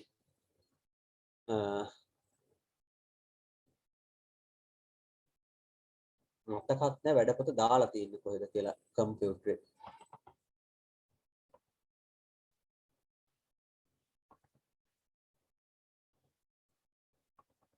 හරි හම්බුනේ. ඔක්තෝබර් මාසේ 2022 වැඩපොත ඔන්න ආවා. අනේ ඒකේට වඩා MCQ එක නිවාලට ඕනේ 22 MCQ එක. හරි. පළවෙනියටම මේ ඉස්සරලාම කියන්න ඕන දෙයක් තමයි මේ පේපර් එක මට පරිත්‍යාග කරේ මගේ හිතවත් ටීචර් කෙනෙක්. ඇත්තට මේ ටීචර්ට කෘතඥ වෙනවා පළවෙනියටම. මේ ඒක ඔයාලට ලබා දෙන්න අවස්ථාව ලැබුණාට මට. මේක නේද ඔයාලට හම්බෙච්ච වැඩපොත? දරුවනේ MCQ එක? සර් ස්ක්‍රීන් එක ෂෙයා වෙලා නැහැ තාම. ස්ක්‍රීන් ෂෙයා වෙලා නැහැ. දැන් හරි. හරි. හම්බුණාද? හරිනේ? හරි සර්. එතකොට දුවේ පුතේ මේකේ පොඩි ප්‍රශ්නයක් තියෙනවා මම ඒ ප්‍රශ්නේ පළවෙනිට කතා කරන්න ඕනේ.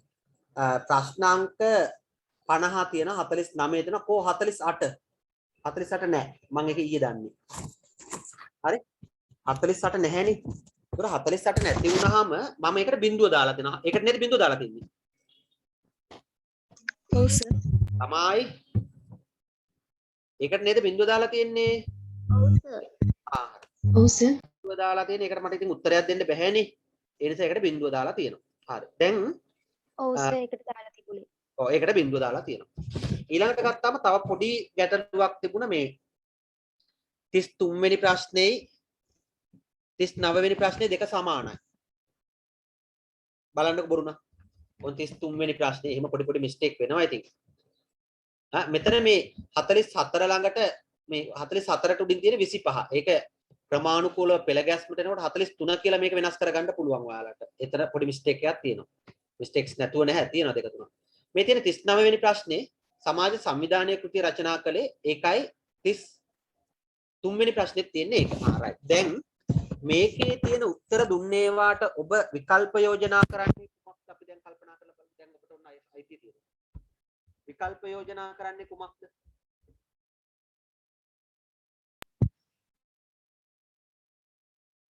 මේ උත්තර ඔබ බැලුවද චෙක් කරගත්තද? ඔව් සර්. සර් අහන්න. මේ මේකේ මේ තුන්වෙනි ප්‍රශ්නෙට උත්තරේ ඉන්නේ එක නේද? දෙක නෙමෙයි. බලමු. හරි. අන්න very good. මෙහෙම දෙයක් තියෙනවා. හරිද? ඔබ මේ කරන ඒ කියන්නේ ඔබ මේක සාකච්ඡාවට එකතු වීම පිළිබඳව මම පළවෙනියට පුතක් වෙනවා. ඒක හේතුව මේ උත්තර පළවෙනියට මේක උනේ මෙහෙමයි. උත්තර ටික මම කඩදාසියකට එකතු කරගත්තා. කඩදාසියක ලිව්වා. කඩදාසියක ලියලා ඊට පස්සේ SMS එකක් ඕපන් කරගෙන මම කියන වචන ටික තේරෙනවනේ. ඒ ලියපු කඩදාසියක SMS එකේ ටයිප් කරා. මට තියෙන හැකියාව අනුව මම ටයිප් කරා. ඒ ටයිප් කරලා එක පාරක් ඔය බැලුවා අරකමද තියෙන්නේ කියලා. ඊට පස්සේ කරේ දාපු එක. ඊට පස්සේ තමයි මම මැසේජ් එක යටින් දැම්ම දුර පුතාලට තේරෙන භාෂාවෙන්. මෙන්න මෙහෙම එකකුත් දැම්මා. කිසියම් දෝෂසහගත තත්ත්වයක් ඇතනම් මා වෙත දැනුම් දීමට කටයුතු කරන්න කියලා. ඒ හේතුව මම එහෙම දාන්න හේතුව අර ටයිප් කරනකොට යම් කිසි මිස්ටේක් එකක් වුණා නම් මේක බරපතල වරදක් වන නිසා. හරි. බලමු අපි මේ දුව කියපු ප්‍රශ්නේ. මම ඒකට බොහොම කෘතඥ පූර්වක ගන්නවා. අදෘශ්‍යමානව වෙසෙන පිරිසක කිසියම් මාධ්‍යයකින් නමතන්නේ නම් මේ ජනමාධ්‍ය. හරි. ඒක දරුවනේ තියෙන්නේ මගේ දැනීමේ හැටියට 4 වෙනි පාඩම් මේක. ඔබ මේක පිළිගන්නවද? දරුවනේ ඔව් සර්. ගුරුවත් පොතේ තියෙනවා ඉතින් තප්පරයක් ඔයාලට උදව් කරගෙන ඉන්න. අපි අන්‍යෝන්‍ය වශයෙන් සහයෝගයෙන් මේ වැඩ ටික කරගෙන යමුකෝ. එතකොට අපි ක්වොලිටි වෙන්නේ නැත්නම් ක්වොලිටි ලෙස් නේ අපි. ගුරුවත් පොතේ 39 වෙනි පිටුවේ තියෙනවා. ඉතින් මම හරියට නෑ 58 වෙනි පිටුවේ තියෙනවා. ස්ක්‍රීන් එක ෂෙයා වුණා නේද? නෑ සර්.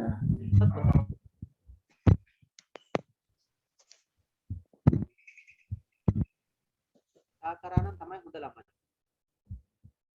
පේපර් එක ෂෙයා වෙලා තියෙන්නේ සර්.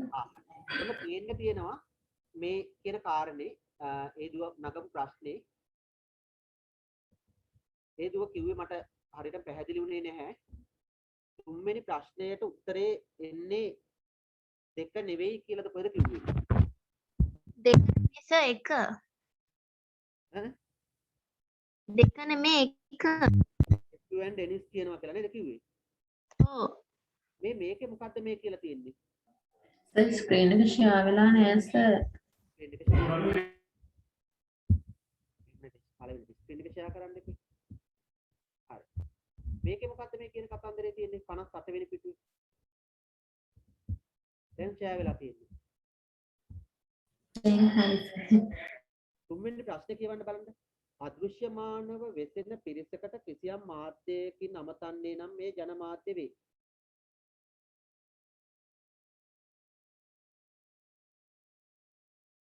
දරුවෝ සර් අපිට නෝට් එකේ දීලා තියෙන්නේ ඩිෆ්ලුවර් ඩෙනිස් කියලා සර්.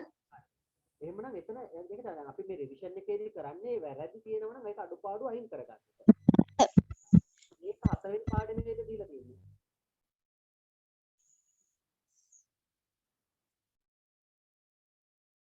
කතා කරන්න සර් ඔය පළනුවත් මම සර් ඒක මේ නිවැරදි කරා.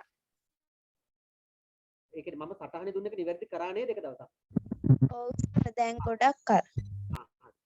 හරි එහෙමනම් කමක් නැහැ. ඔව් සර් කළා. එහෙනම් ගැටලුවක් කරගන්න එපා.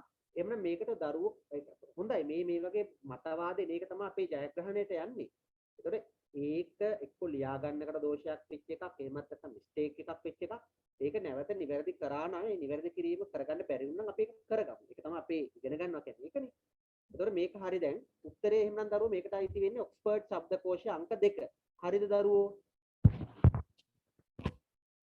හරි සර්.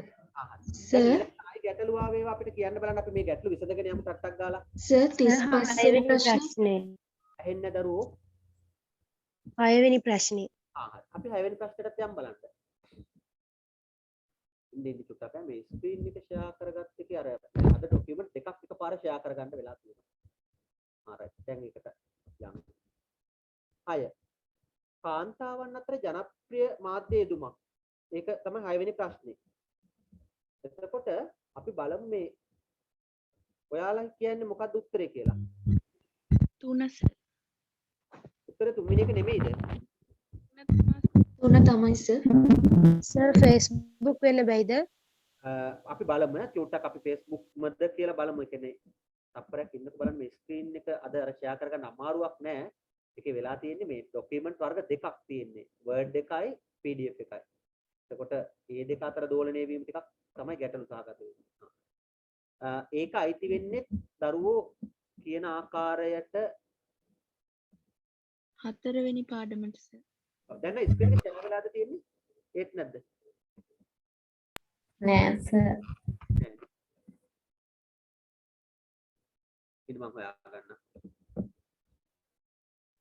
හරි. දැන් බලමු. මේකේ තියෙන්නේ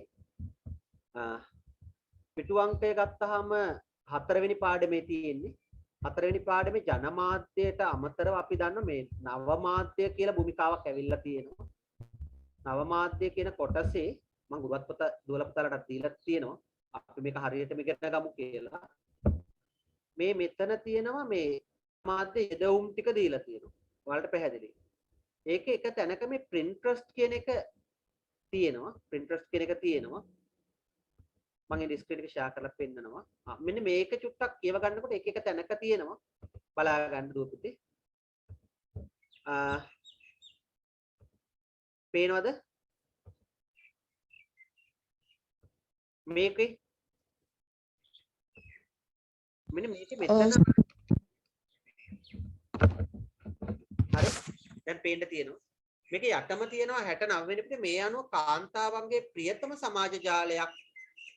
දැන් මෙතන පොදුවේ නෙමෙයි අහන්නේ. කාන්තාවන්ගේ ප්‍රියතම සමාජ ජාලයක් ගැනනේ අහන්නේ. මේ තියෙන්නේ. හම්බුණා නේද? දැක්කා නේද? ඔව් හරි සර්. හරි. එහෙනම් ඒකට උත්තරේ එක. හරි. ඊළඟට තව ගැටලු තියෙනවා කියන්න බලන්න දරුවෝ. ඔව්. මේ 32 වෙනි ප්‍රශ්නේ පොඩ්ඩක් කියලා දෙන්නකෝ. අනේ පුතේ මට ඇහුන්නේ නැහැ නේ ප්‍රශ්නේ. 32 වෙනි ප්‍රශ්නේ. මොකද්ද දරුවෝ? 32 වෙනි ප්‍රශ්නේ කියලා කියන්නේ. 32. අපි බලමු. අඩුපාඩු වෙලා තියෙන්න පුළුවන් වැරද්දක් නැහැ. කොහොමත් දැන් ඔයාලා උත්සාහ කරන්න පුළුවන් තරම් වැඩ කරගෙන යන්න. 32 ආවා. නිර්මාණශීලීත්වයේ මූලිකාංගවලට අයත් නොවන්නේ. පුතේ මේක මේ පැහැදිලිවම ගුරුවත් පොතේ තියෙනවා. මේක 13 වසර තියෙන්නේ. මේක ටිකක් එකයි ඔයාලට ඔය අවුල ආවේ. මගේ අතෙන් වැරදිලා වගේ 13 වසර ප්‍රශ්නයක් ඇතෑරලා දාලා තියෙනවා ඔයාලට. ඒක නිසා තමයි දැන් 13 වසර පාඩම් ටික දැන් හිතානේද අපි ආයෙ පටන් ගන්නවනේ. රිවිෂන් එකත් එක්ක. ඒකේ එක තැනක තියෙනවා මම ඔයාලට පෙන්නන්නම් මේ ප්‍රශ්නේ. තාම ඉගෙන ගත්තේ නැති නිසා තමයි දුවලා පුතාලාට ඔය ගැටලුව ආවේ. නිර්මාණශීලීත්වය මේ තියෙන්නේ නිර්මාණශීලීත්වය පිළිබඳව මූලිකාංග ගණනාවක් හඳුනා ගන්න පුළුවන් කියලා. ඉතින් ස්ක්‍රීන් එක ෂෙයාර් කරලා දෙන්නම්. right. දැන් ඔන්න ෂෙයාර් වුණා. හරි. නිර්මාණශීලීත්වයේ කාර්යයන් පිළිබඳ ගණනාවක් හඳුනා ගන්න පුළුවන් කියලා 32 දීලා තියෙනවා. එතන දීලා තියෙන මේ සහවේදනය. පේන්න තියෙනවද ඔයාලට සහවේදනය කියන එක? ඔව් සර්. ඊළඟට පරිකල්පනය. ඊළඟට ප්‍රත්‍යක්ෂණය. ඊළඟට මේ ඊළඟ පිටුවට ගියාම තියෙනවා යට පිටුවට ගියාම තියෙනවා සංජානනය. හරි. එතකොට මේකට අදාළ නොවන එකනේ දැන් අහන්නේ. අදාළ නොවන එක මම ඒක දීලා තියෙන පරිකල්පනය කියලා උත්තරේ දීලා තියෙන්නේ. ප්‍රදීපනය සර්.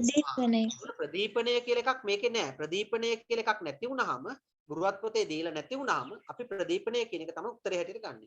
ඒක ඔයාලට පොඩි ඩවුට් එකක් ආවනම් ඩවුට් එක අර ඉගෙන ගත්තේ නැති නිසා. මම කියන කාරණේ පැහැදිලිද දුවේ පුතේ?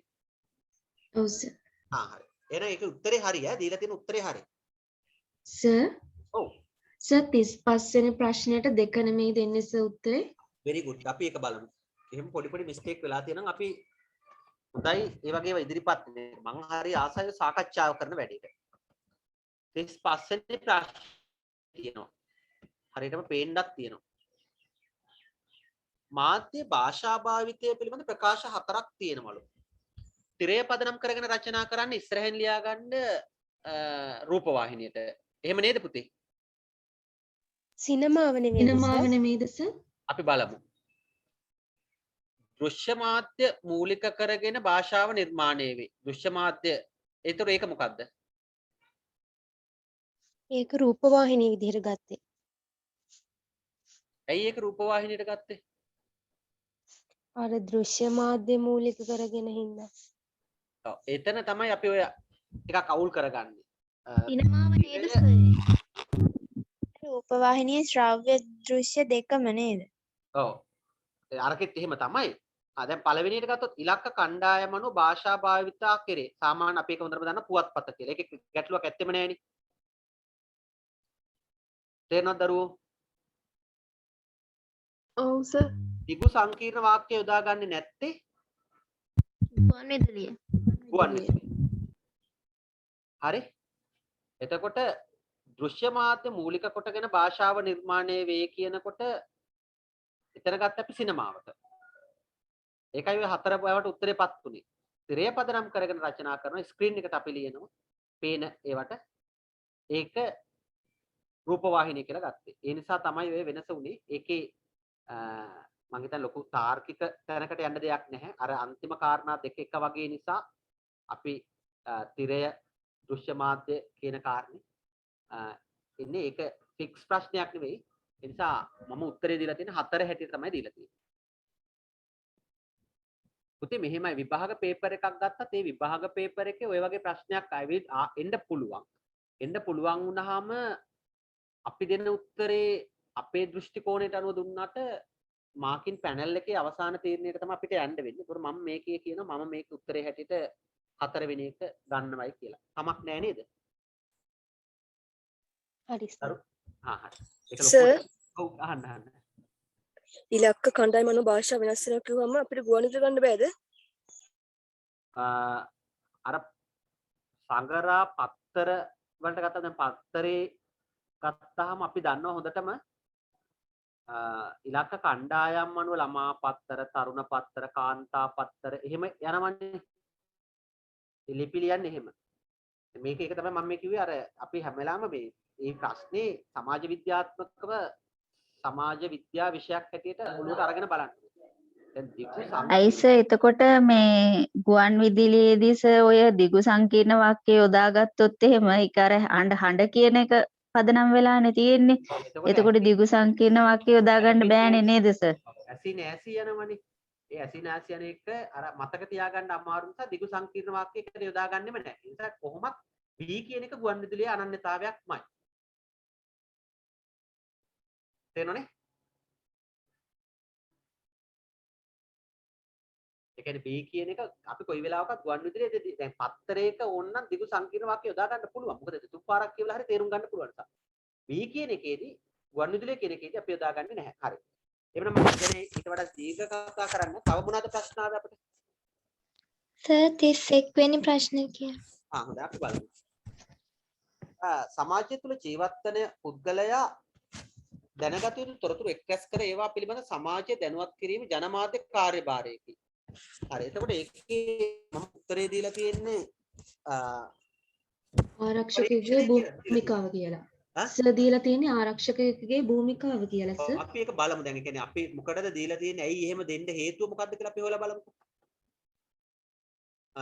මේක එන්නේ 4 වෙනි පාඩමෙන් එන්නේ.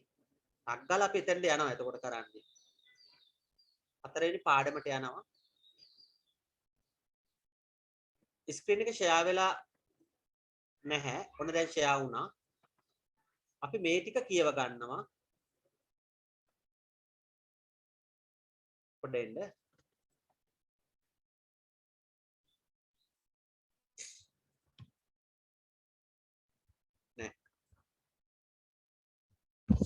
ප්‍රශ්නේ 31 නේද කිව්වේ?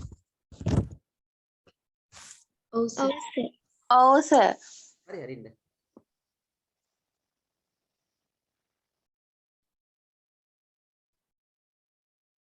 ඒකේ උත්තරේ දීලා තියෙන අංක 1නේ දීලා තියෙන්නේ. ඔව් සර්. ඔව් සර්.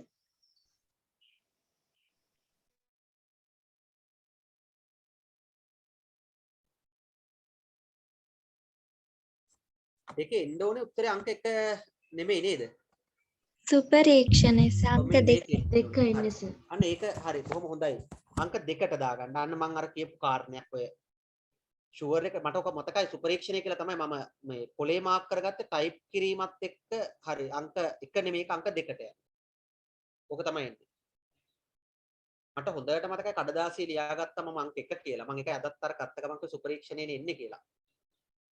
ඊයේ උත්තර මාක් කරනකොට මම මාක් කරගත්තා. හරි එහෙනම් ඒක සංශෝධනය කරගන්නවද නැද්ද ඔයාලා? හරි සර් කරගත්තා.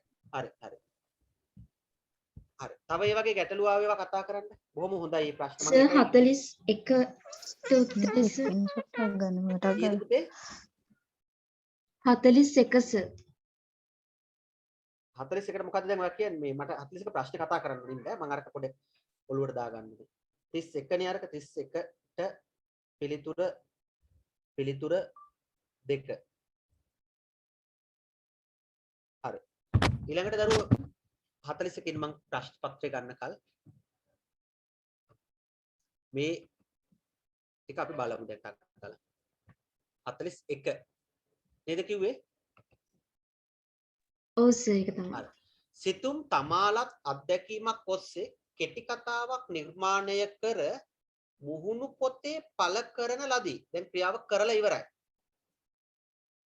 හරි. එතකොට මම ඒකට දැන් මේක ආකේත කරන ක්‍රියාවලියක් කියලා.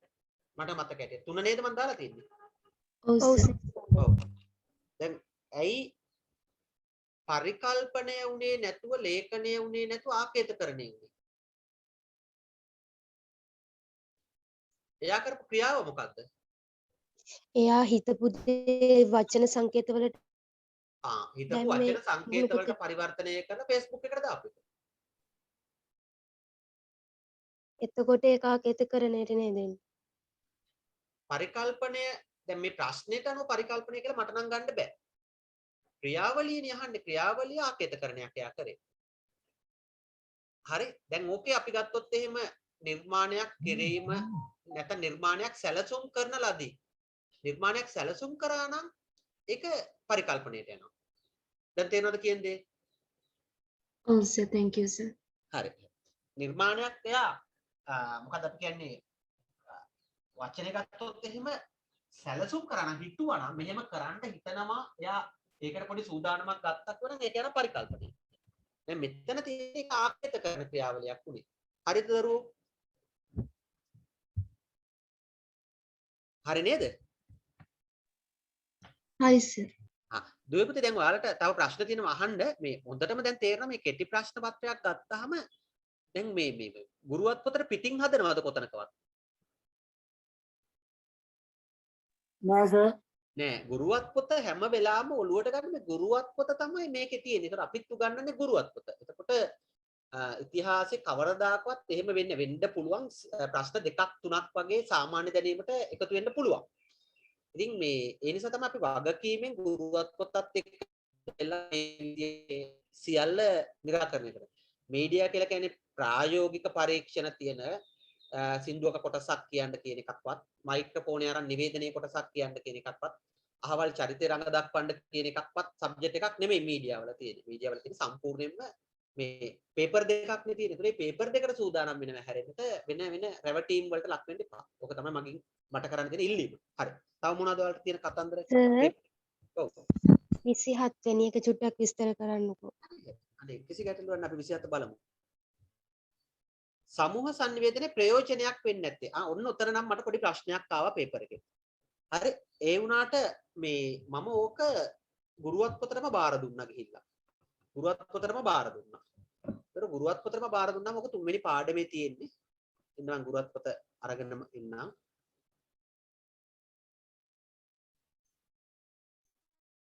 මට ඕක වැඩි ඔක්කොම එක වගේ.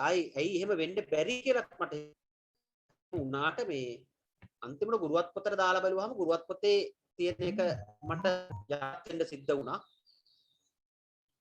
මේ ඉන්නකො පෙරලගෙන යනවා තාම හම්බුන්නේ සමූහ සංනිවේදනය.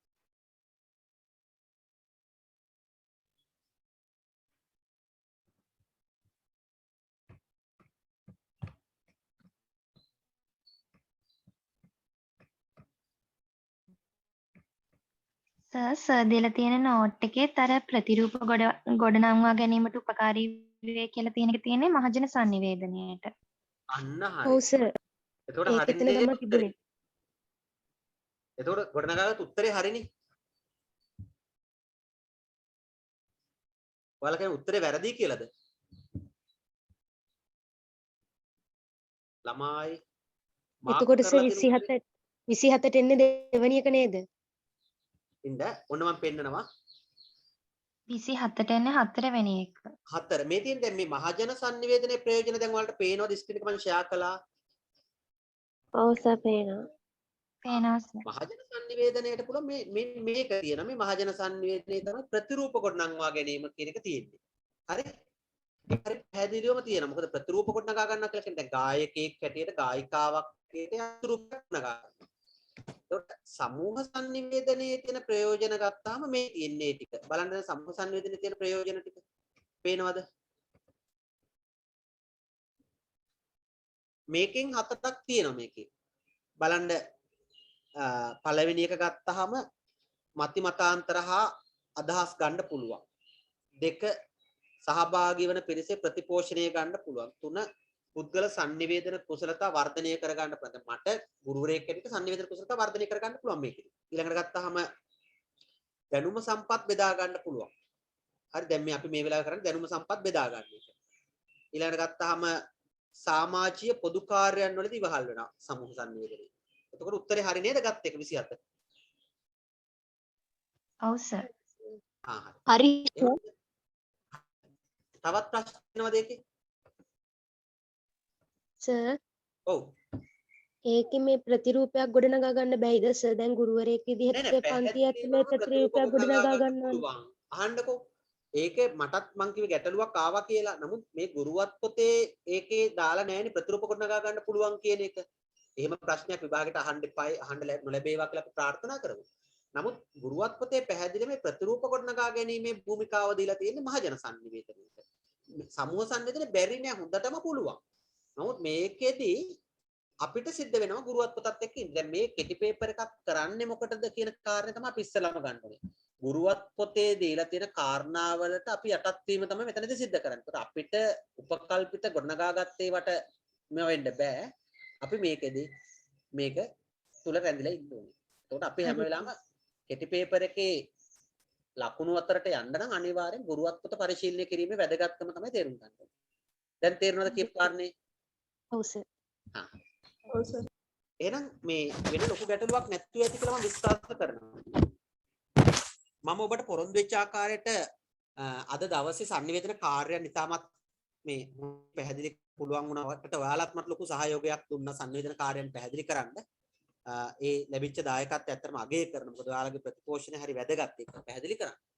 එහෙනම් මම ඒක සටහන එවනවා. අද දවසේ සටහන මේවා කරන්න. ඉරිදා උදේ අනිවාර්යෙන් පන්තියට එන්න. හෙටත් පන්ති තියෙනවා. හෙට තියෙන ප්‍රශ්න ඔක්කොම අරන් එන්න. ඉරිදා උදේ පන්තියටත් එන්න. ඉරිදා උදේ පන්තියට ආවම අපිට පුළුවන්කම තියෙන මේ මොනවද කරන්න ඕනේ කියන කාරණේ තීරණය කරන්න. හරි. එහෙමනම් යන්න පුළුවන් ආයුබෝවන් තෙරුවන් සරණයි. ආයුබෝවන් තෙරුවන් සරණයි. ආයුබෝවන්.